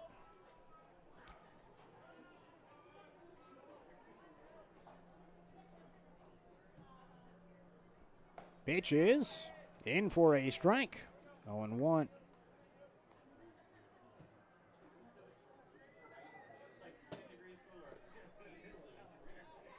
No balls and 1 strike. Again, if you're looking for the Roseburg Dr. Stewart's game, we have that happening on our YouTube channel. Line drive to short. Starfields throws towards second, gets the double play. An L6-4 double play as Ortiz lines out to short. 2 outs. And the bottom of the 6th, and now runners on the corners. So a huge couple of outs, and now Frankie Tigliano is going to take a pitch for a ball. 1 ball and no strikes. So Tigliano, hitless so far. Reached on an error, strikeout, and a ground out. 1-0 pitch, swing and a miss. Chase the pitch, low and away. 1 ball and 1 strike from Austin Dillon. Let's see if Dillon can get through this inning unscathed. Trying to preserve the lead in the bottom of the 6th. Fedro at third and Hill at first. Throw back towards first, a rundown, and Matrenga makes the tag before the runner comes home. So the out is recorded as Hill is out. He was trying to get into a rundown, trying to get into a pickle for the second time today. Medford tried to do the delayed steal to score a run. They could not get the run in time, and so that'll do it for the bottom of the 6th inning. The Rogues strand 1 after a total of 1 hit in the inning. And a big bounce back couple of at-bats for Austin Dillon as he ends the inning unscathed. Each team with 7 hits. The Drifters leading 4-3 as we head to the top of the 7th inning. Here on The Score, 92.3 FM and 1490 AM.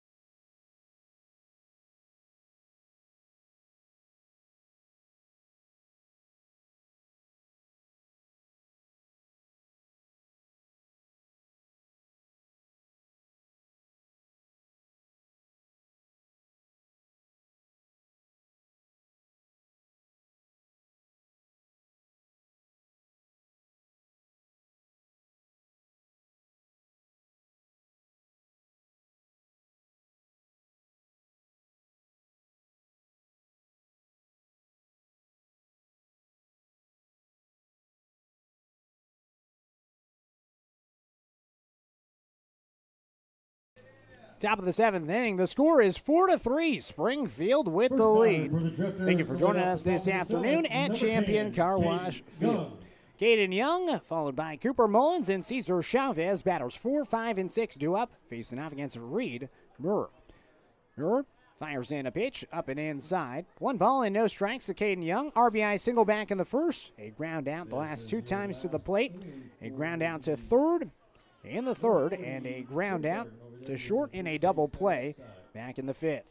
So his 4th at bat of the game, as they say, last call at the stadium. First time serving alcohol at Champion Car Wash Field. Glad they brought it out for an event like today. It's a hot day, and can't imagine a place I'd rather spend a summer day in Roseburg with a cold beverage than Champion Car Wash Field. Pitch down low, 2 balls and no strikes to Caden Young. Drifters leading 4-3. Hasn't been the cleanest day defensively for either team. Each team came in with their own defensive struggles. Drifters with a .927 fielding percentage and Medford at .940. Pitch inside, now 3 balls and no strikes. Big bullpen game for both squads. This is the 3rd pitch of the game for the Rogues. Drifters have thrown 5 pitchers through the first 6 innings. Pitch is high, and it's going to be a walk to Caden Young. He sprints down towards first base as Casagrande goes back behind the plate to the backstop to retrieve it. So a 4-pitch walk to start. And now Olmstead is coming out.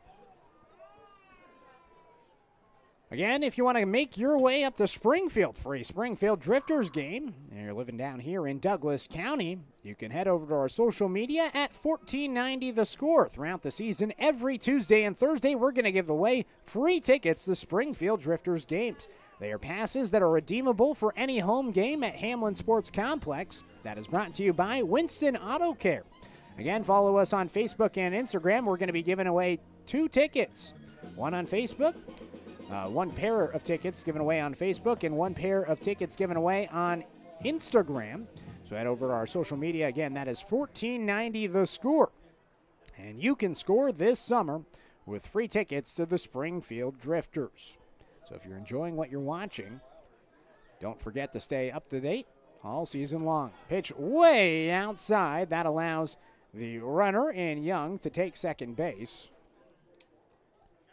So Moore stays into the game. A right-hander from Ann Arbor, Michigan, 6'3", 200 pounds, also from Bucknell. Did not make appearance this past year with the Bison. So 1 ball and no strikes to Mullins. 5-hole hitter. Takes the pitch down low. 2 balls and no strikes. Strikeout, pop-up, and a fielder's choice play for Mullins. Chance to stretch the lead to 2. 2 balls and no strikes.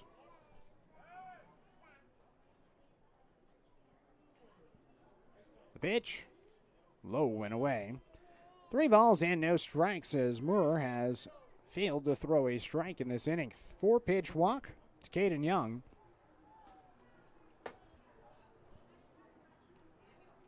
And now Mullins ahead 3-0. Let's see if he gets the green light here. 3-0 pitch. Fastball up and away, and it's a 4-pitch walk to Mullins.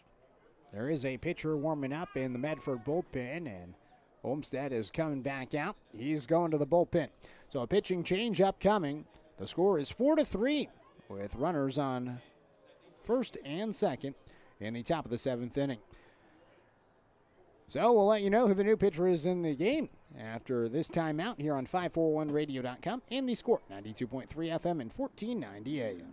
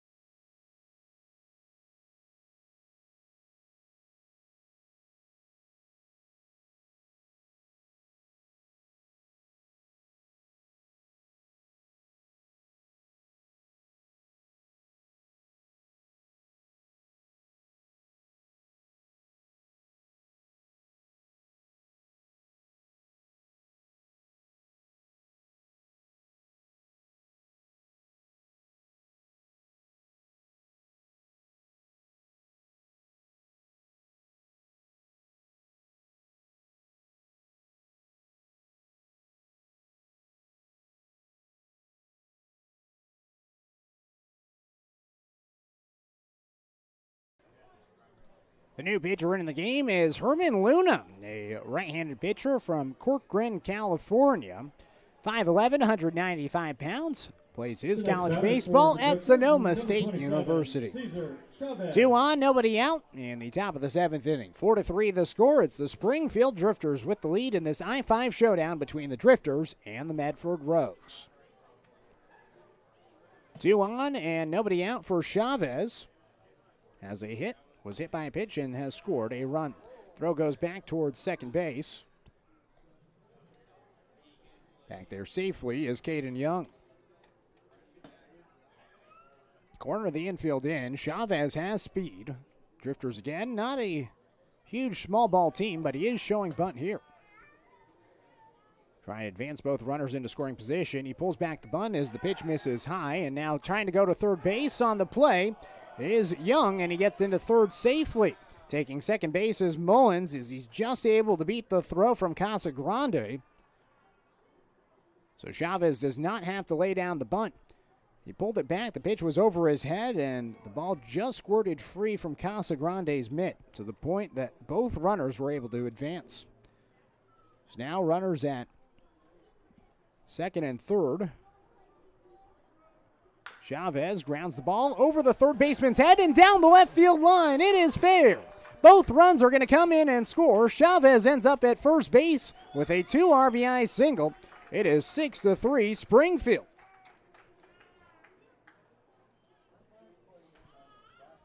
Chavez with 3 RBIs today, plus a run scored, responsible for 2/3 of the runs today for Springfield. Number 21, Logan Hanma. And now Logan Hanma will come to the plate with Springfield leading by 3. 8th hit of the game for the Drifters. Runner at first base, still nobody out in the top of the 7th. Luna fires in a pitch that is outside, 1-0. So officially the final line for Reed Muir. A third of an inning pitch, no hits. 2 runs with 2 walks, a hit by pitch, and a strikeout. 1 ball and no strikes. Hanma grounds the ball towards the right side through the 3-4 gap into right field. Back-to-back singles for Springfield. Runners at first and second for the Drifters in the top of the 7th inning. Talking about it ahead of this game with Brian Welsh, the play-by-play guy of the Medford Rogues. He asked me, what should I expect from this Springfield squad? A lot of errors, some walks defensively, but offensively, a lot of runs and a lot of hits. So far, 6 runs and 9 hits, and we're not even through 7 innings. Runners at first and second. Preston Armstrong to the plate. Let's see if he shows bunt here. He does. Tries to bunt it, pulled it back, and it's in for a strike. 0-1 as it catches the zone at the letters. Armstrong, a single, a walk, and a ground out into a double play. No balls and 1 strike to Armstrong, who's heading off to Seattle University next year. Just graduated high school out in Arizona and now playing in the West Coast League. No balls and 1 strike. The pitch bounces in. 1 ball and 1 strike. Armstrong listed as a catcher, but playing out in right field this afternoon. Also played a little bit of third base in high school. 1 ball and 1 strike as Luna dangles the arm and looks in. And times is called. So Casagrande out to talk things over with the right-hander in Luna. Luna this season with the Medford Rogues. 4.26 ERA. He's thrown 6 1/3 innings with 3 strikeouts, 4 walks entering today. Allowed 3 earned runs on 5 hits with the 2 strikeouts in 2 innings pitched against the Redmond Dudes on June 7th, 2 days ago. So a big bullpen game for both squads. And starting to show a little bit late. Springfield, they've constantly filtered in pitchers throughout this ball game. Line drive foul by Armstrong, swinging on the 1-1 pitch. Now 1 ball and 2 strikes. Bryant Starr is on deck.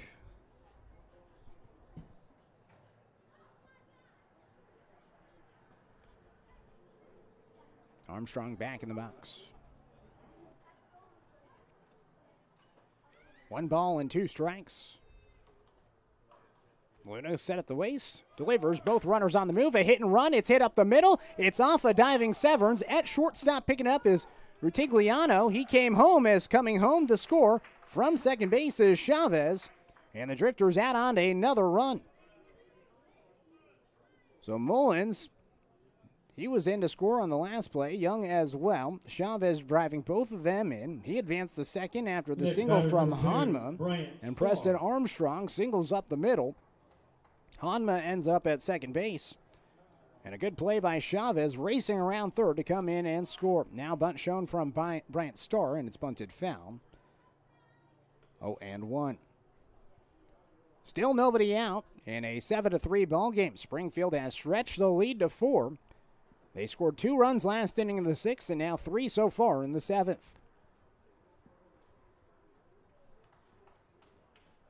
No balls and 1 strike. Pitch to Starr, bunt shown, he pulls it back and the pitch is down and away. 1 ball and 1 strike. I'll tell you what, for those fans hoping to have an extra beer, the Drifters are doing their part in keeping this inning long.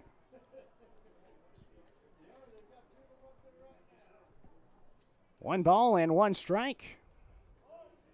Starr shows bunt, bunts it towards the third base side. A pretty good bunt. Luna bare hands, throws the first, it's late.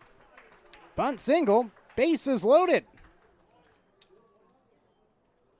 Still nobody out in this top of the 7th inning. Drifters have already scored 3 runs. It started with a pair of walks and now 4 straight singles. The next batter, number 5, Austin Matrenga. 10 hits in the game for Springfield, and Austin Matrenga with the bases loaded has a chance to make this crooked inning even crookeder.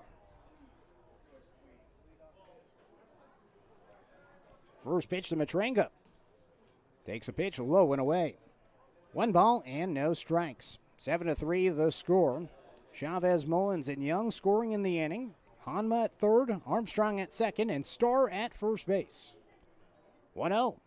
Matrenga takes low. It's a wild pitch. It gets away. At third base is Hanma. He's going to come home, and he's in just before the tag to stretch the lead to 5.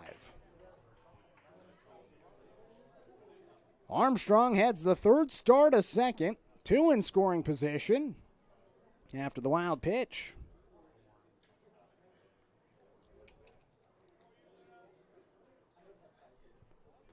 Two balls and no strikes to Matrenga. Chance to really blow this game open. 2-0.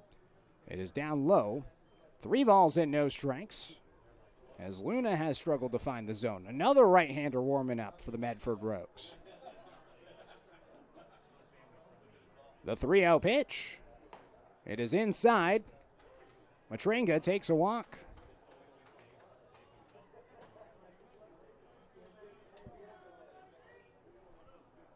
At the third walk of the inning issued by the Rogues pitching staff. 43, Noah Cox. And now Noah Cox with the bases loaded. Up for the 5th time today. Back-to-back walks in his last 2 at-bats. 3 so far today. 0 for 1 with a ground out. Takes the pitch low. 1 ball and no strikes. How about this opportunity for Noah Cox? The UCC Riverhawk back at Champion Car Wash Field. The 1-0. Takes a fastball at the letters for a strike. 1-1.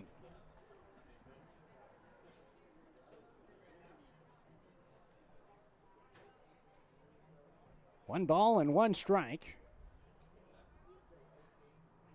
Pitch to Cox. Pops it up out towards right field. Pretty deep out towards foul territory. Covarrubias makes the catch, tagging at third base, and coming in to score is Armstrong. Both runners advance as Starr heads the third and Matrenga heads the second. It's a sacrifice fly by Noah Cox, and it is now 9-3, Springfield with the lead.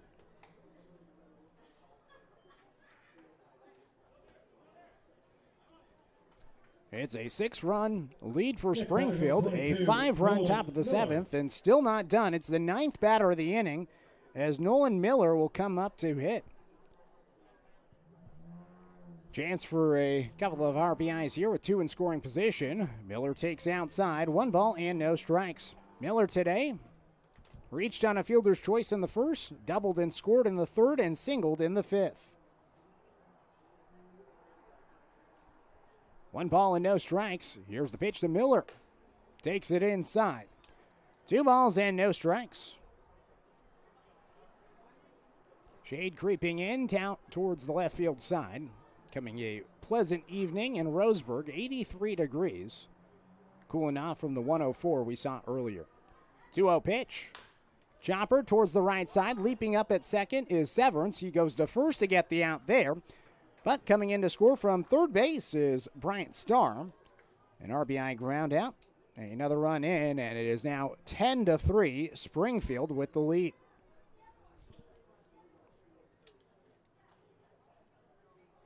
Now just one on, a runner at third base. It's Austin Matranga. And now Caden Young will come back up to the plate, led off this inning with a walk. Swings and lines the ball towards center field. It drops down for a base hit, and it's going to roll all the way to the wall.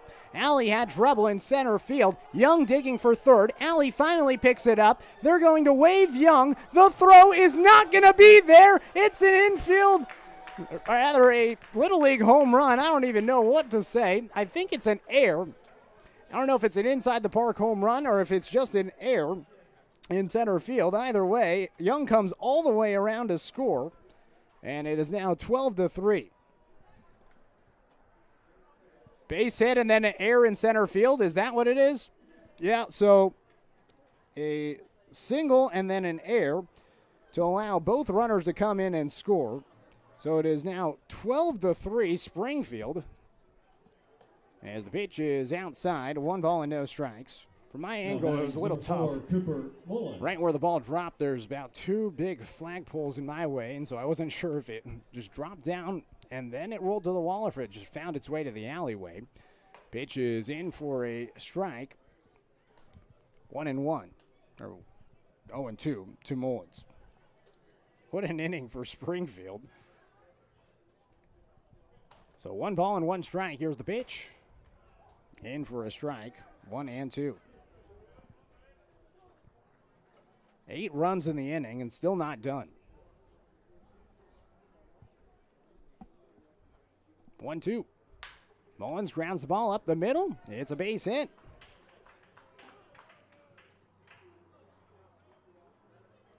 Six hits in the inning for Springfield. Cesar Chavez. And now Cesar Chavez back up. Had a 2 RBI single and scored in this inning. 9-run game.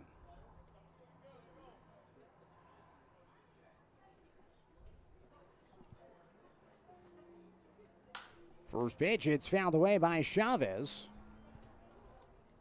0-1. 6 hits, 8 runs. And still a runner at first base in Cooper Mullins.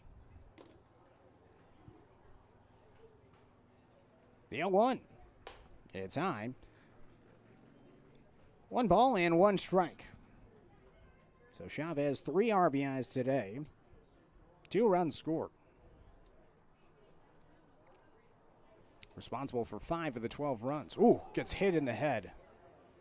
That's a scary play. He hits the deck immediately, and he's in a lot of pain. That is not a good sight to see.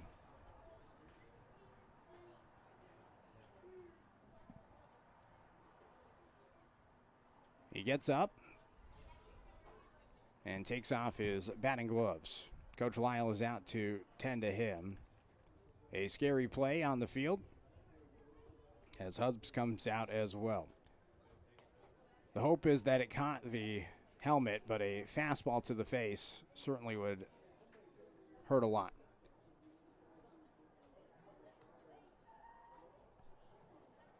So the score is 12-3, 2 outs in the top of the 7th inning. They're attending to Cesar Chavez on the field. We'll take a timeout. Drifters leading by 9 here on the Drifters. Rather, here on 541radio.com and the score, 92.3 FM and 1490 AM.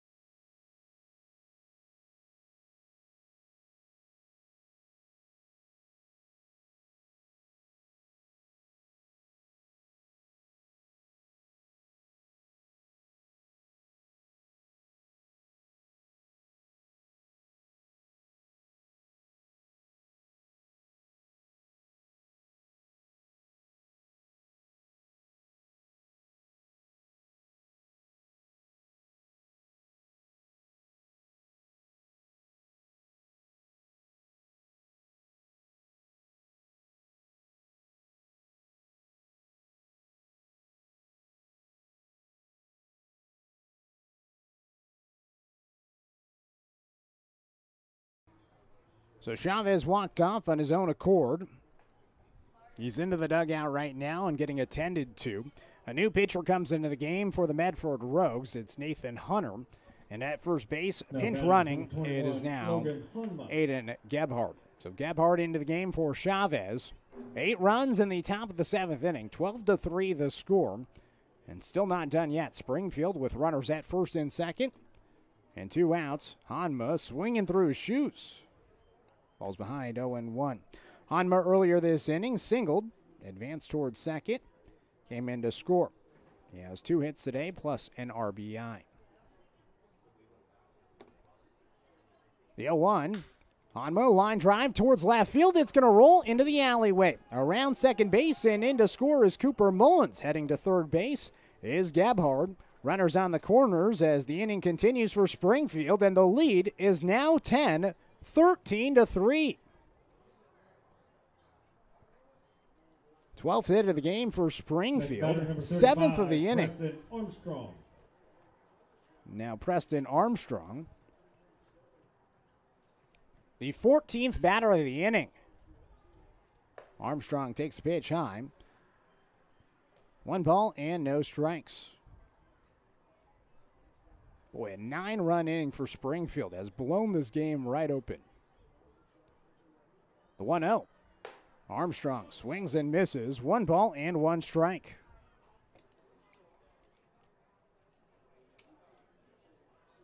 Armstrong, 2 hits, a walk, and grounded into a double play. The 1-1, he gets hit. So a hit by pitch will put a runner at first base, third base, and second base.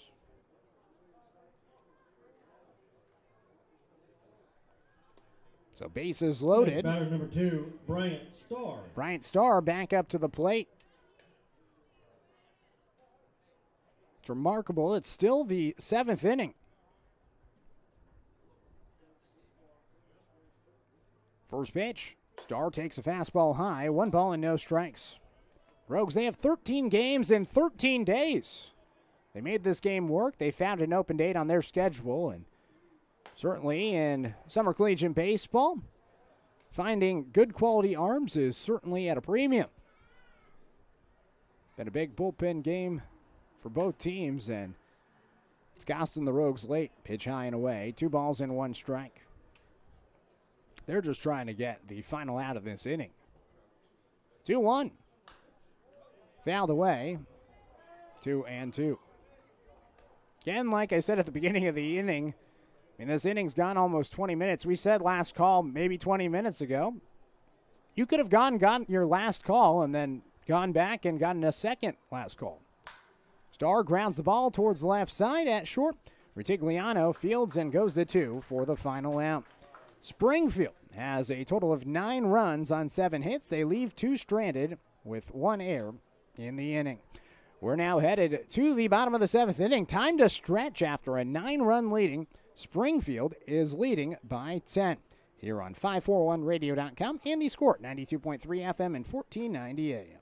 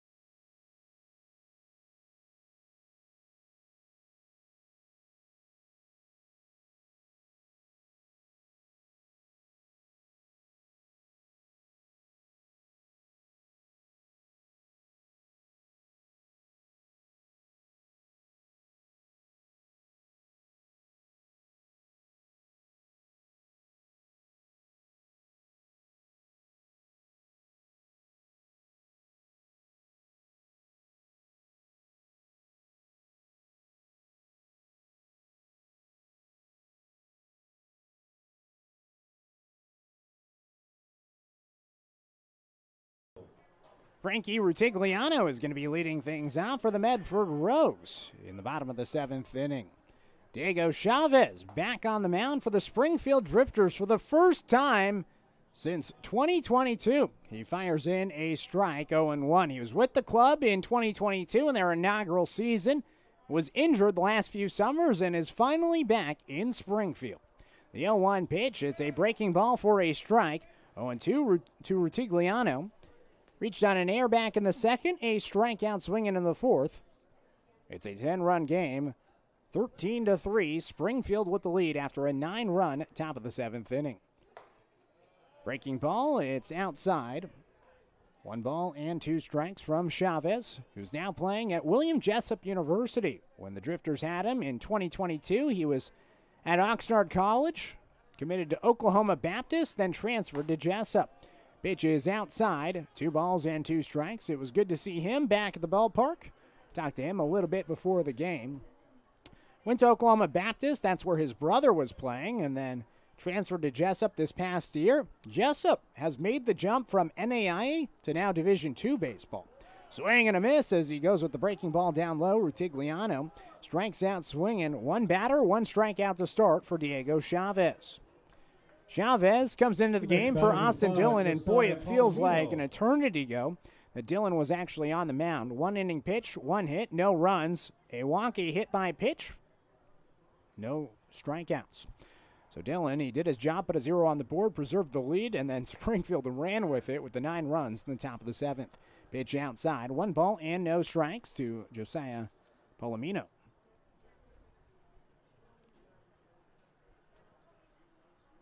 The 0-1 from Chavez, it is hit out towards right field, and it is fouled away. No balls and 2 strikes. So Chavez now playing at Jessup, went 5-4 this past season, 14 starts, 16 appearances, 72 innings pitched, 53 strikeouts, 28 walks. No balls and 2 strikes, the pitch. Swing and a miss, a strikeout. Back-to-back strikeouts for Chavez. 2 away.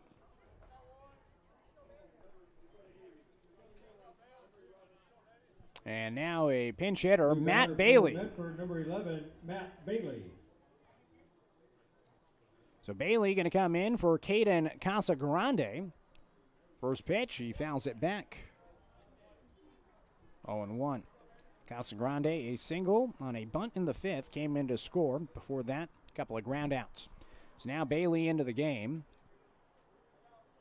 Bailey, a catcher from Bremerton, Washington, playing at Lower Columbia.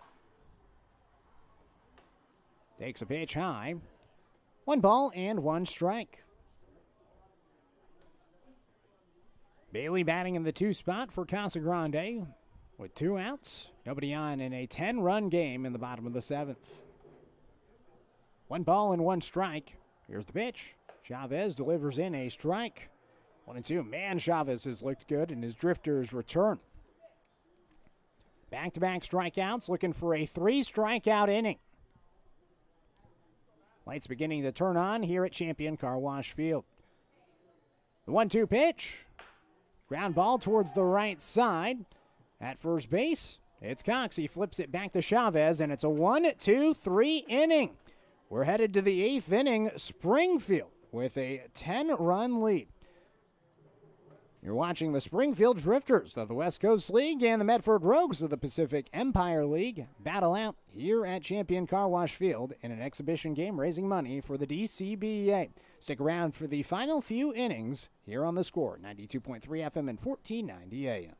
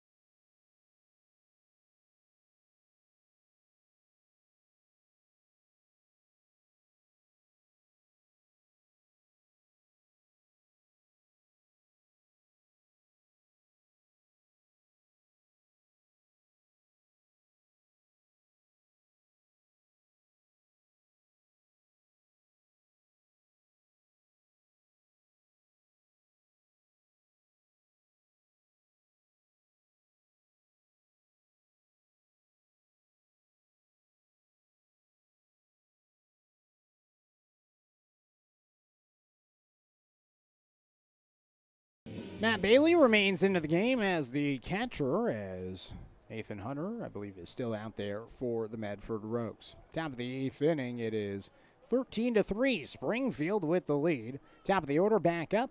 First pitch to Austin Matrenga, swings and misses. 0-1. Matrenga, Noah Cox, and Nolan Miller, 1, 2, and 3 for Springfield. Going up against the Medford Rogues this afternoon. 0-1, it's a pitch way outside.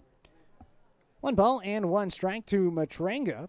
He's walked 3 times today, grounded out twice, an 0 for 2 day, but a 3 for 5 on base percentage. 1-1, it's fouled away. 1 ball and 2 strikes to Matrenga.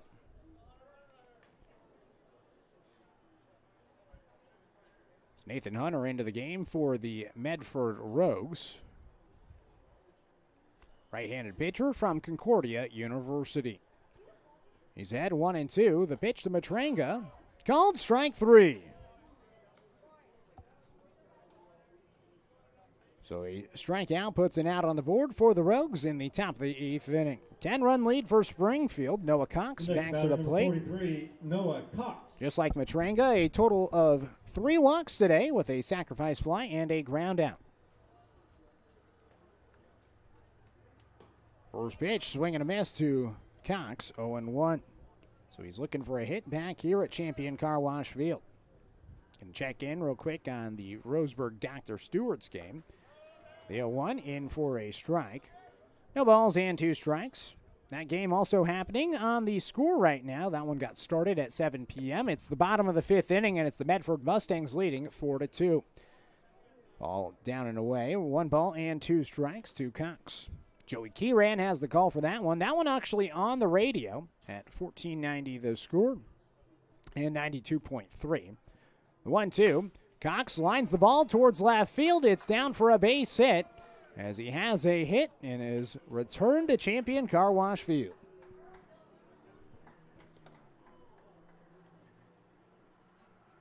Thirteenth hit of the game for Springfield. Pretty efficient. 13 runs on 13 hits. A runner at first base. 1 out. And the 3-hole hitter, Nolan Miller, will come back to the plate. And actually now it's Lewis Jr. DJ Lewis. First pitch in for a strike, 0-1. Lewis, the UNLV Rebel, at the plate. His first at-bat this afternoon coming in for Nolan Miller, who had a couple of hits today. Chopper up the middle at second. Severance Fields taps on the bag, throws to first, a double play. Well, a double play will end the inning. Springfield 1 hit overall. 1-2-3 they go as we head to the bottom of the 8th inning. The score is 13-3. Drifters with the lead. You're on 541radio.com and the score 92.3 FM and 1490 AM.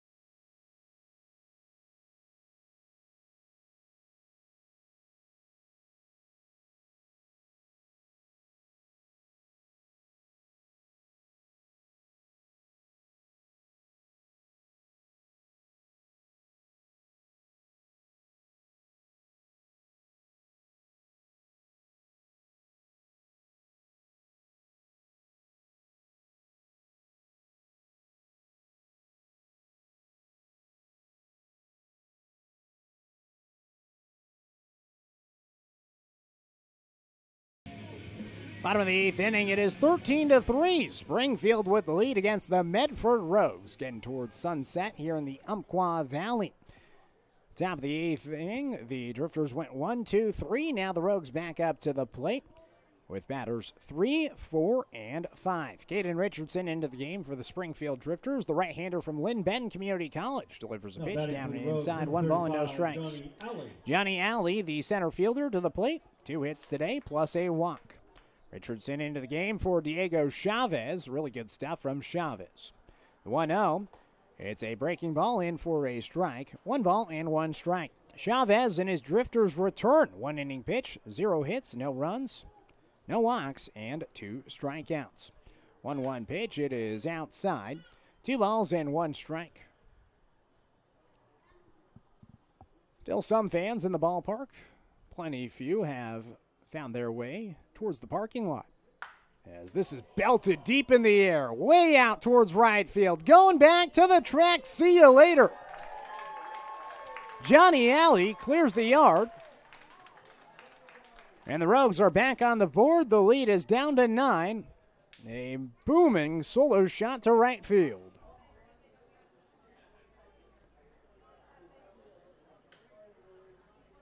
Alley, his first home run of the season.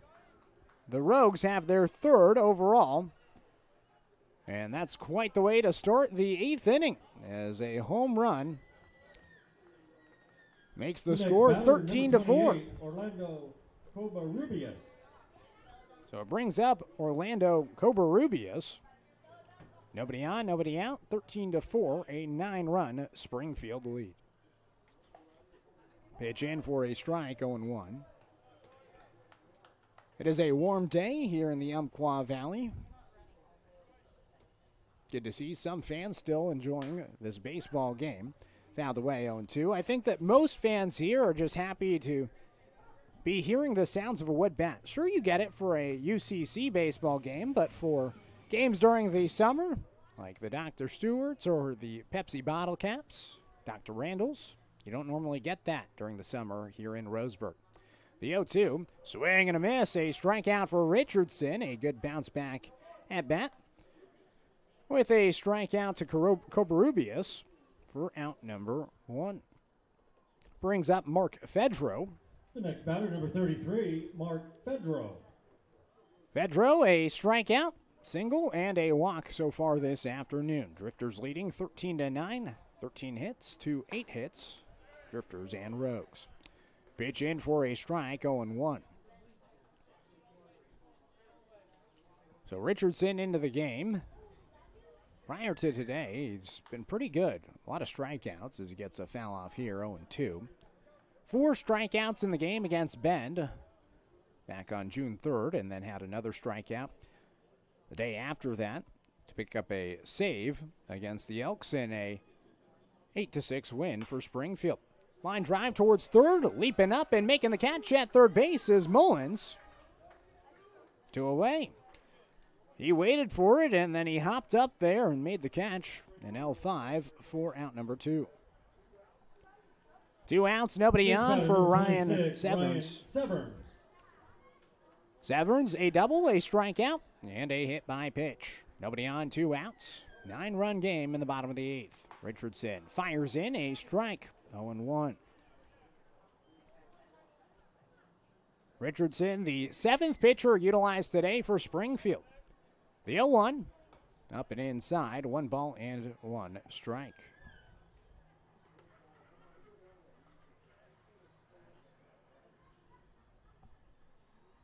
Richardson winds, the 1-1 offering, down and away, 2 balls and 1 strike. But it's good to hear the wooden bat here at Champion Car Wash Field. Some summer collegiate baseball with athletes from across the country playing in small town Roseburg. 2-1, a swing and a miss, 2-2. And again, proceeds from tonight. It's going to go to the Douglas County Baseball Association.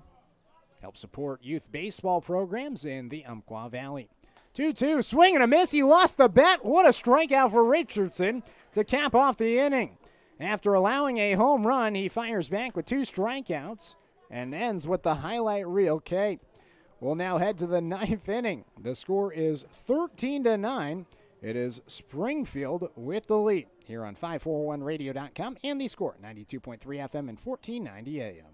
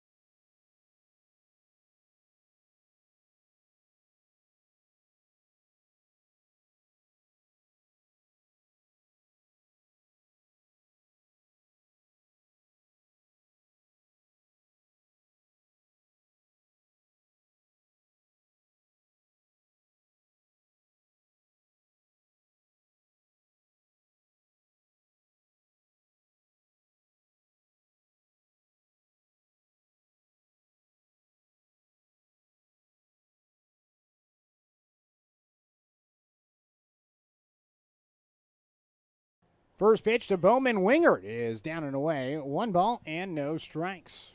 Wasting no times is Hunter as he fires the pitch outside. Number 25, Bowman Wingert. 2 balls and no strikes. Bowman Wingert into the game for Caden Young. Grounds the ball towards the left side at short. Rutigliano throws to first base to retire. Wingert for out number 1. So Cooper Mullins is now coming up. Next batter, number 4, Cooper Mullins. Aiden Gebhard is on deck. First pitch. Mullins takes outside. 1 ball and no strikes. So Wingard grounds out after a 1-2-3 inning in the 8th offensively for Springfield. Mullins takes the pitch inside. Now 2 balls and no strikes. Mullins this afternoon, a single and a walk with 2 runs scored in the 7th. Strikeout, fielder's choice, and a pop-up before that. Drives the ball deep in the air out towards right center field. It's going back. It's off the wall. Mullins is at second base, now turning towards 3. Slipping in center field is Alley as the ball comes in towards the cutoff man. Mullins stops at third base with a triple. Have a day, Cooper Mullins. 1-out triple puts a runner at third base in a 9-run ball game in the top of the 9th. Now Aiden Gebhard coming up to hit. Gebhard in the transfer portal, originally at Northern Colorado. Pitch is in for a strike, 0-1. Gebhard was battling an injury earlier this week.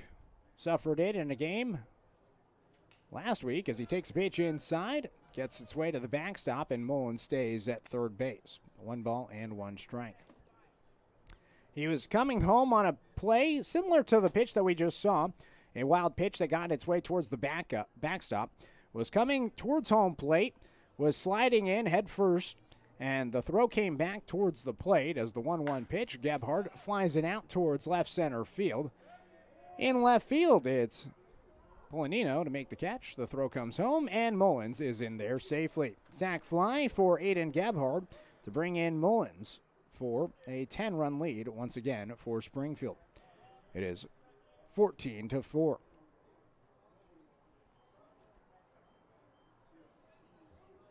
Next batter, number 21, Logan Honma. Logan Honma will now come up to the plate, but Gebhard was sliding in head first, and then the throw came in. It beat him there, and he tried to propel himself off the ground and hop over the tag, and he tweaked his shoulder a little bit. But good to see him swinging the bat and driving in a run. First pitch up and away to Logan Honma, the DH. Takes the 1-0 for a strike. 1 ball and 1 strike. 3 hits today for Honma. Couple of RBIs as well for the future USC Trojan. Takes the pitch outside. 2 balls and 1 strike. Springfield, 9 runs in the 7th inning. Might be the franchise record for runs scored in 1 inning. 2-1. Bounces in. 3 balls and 1 strike. I mean, I can't really think of an inning the Drifters scored more than 9 runs, at least brought as many batters to the plate as they did. Honma swings and flies the ball out towards center field. Making the catch is Alley for the final out. 1 hit, 1 run, none left stranded, and no errors. Going to the bottom of the 9th, Springfield trying to close it out. They're leading by 10 as we head to the bottom of the 9th here at Champion Car Wash Field.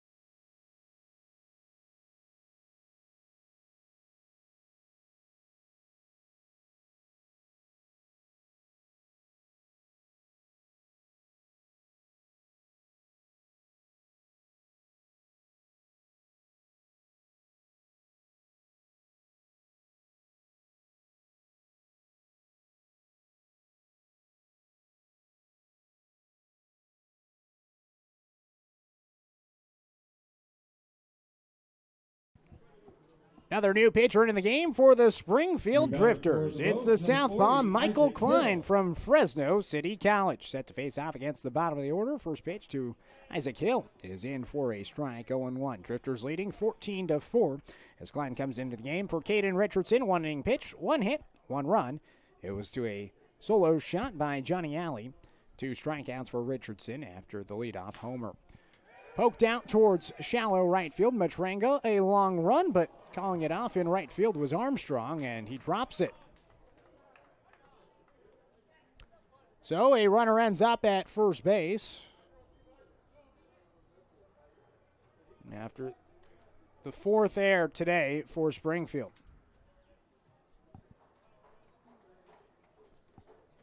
It is getting a little bit later. And you got that fly out towards right field, and with it kind of being dusk, twilight, and adjusting to the new lights, never played here before, a little bit of a tough play for Armstrong. So an E9 puts a runner at first base, line drive to third, Mullins knocks it down, throws a 2-for-1, throw to first base, it's late. Almost a line drive towards Mullins, and then a chance at a double play to first. He got the force out at second. Ortiz ends up at first with a fielder's choice play. So there's your first out with a runner at first base. Klein on the mound. Next batter, number 15. The 8th pitcher in 9 innings for Springfield. Talk about a bullpen game.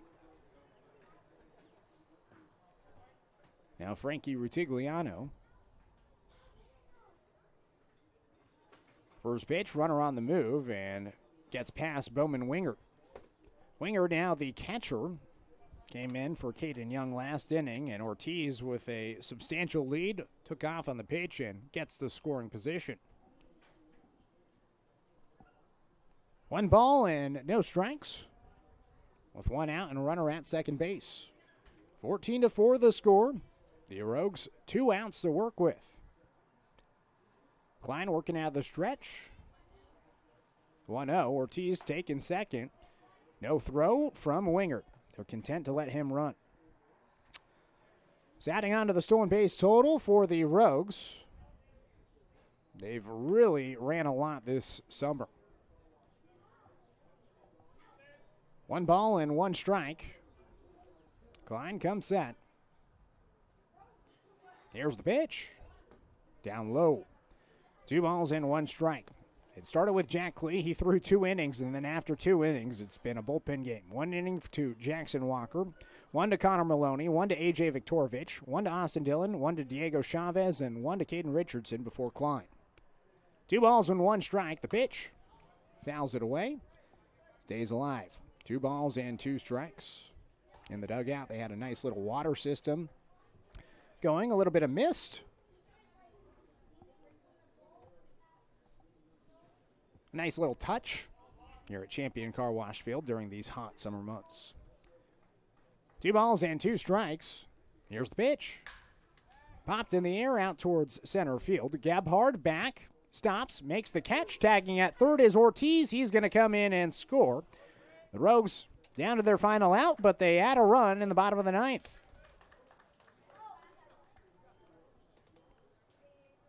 (14-5).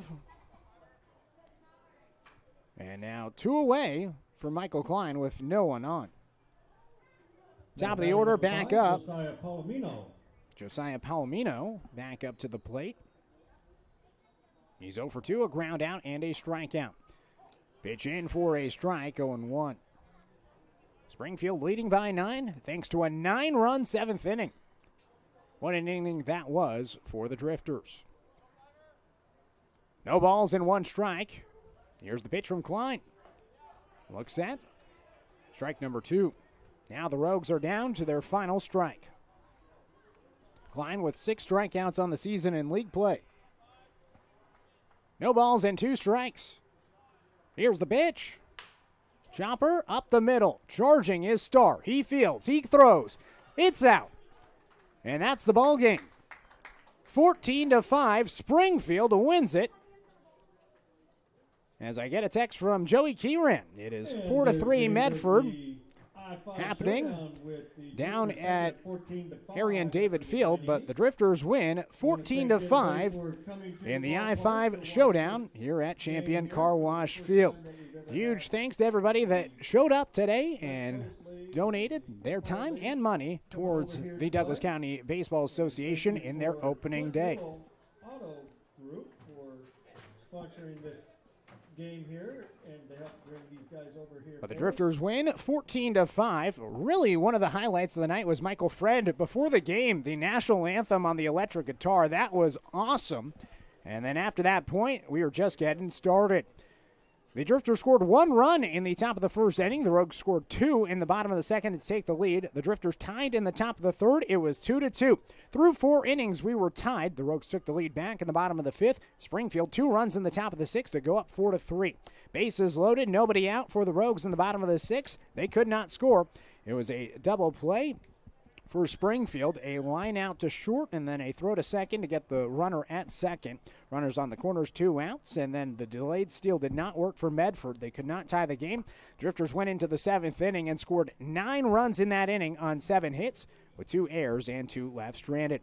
Going into the bottom of the 8th, the Drifters led by 10. They allowed 1 run on a solo shot by Johnny Alley, and then in the 9th inning, the Drifters added 1 back with an RBI sac fly by Aiden Gabhard. Cooper Mullins tripled in that inning and came in to score.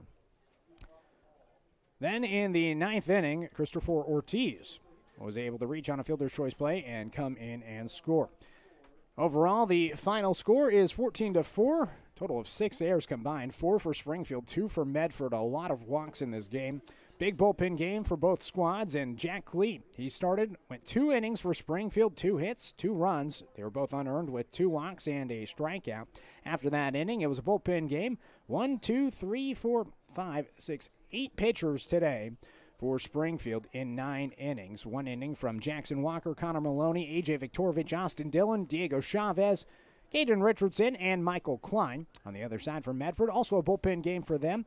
A total of 5 pitchers. Elias Oster threw, but Samuel Janik is going to pick up the loss today.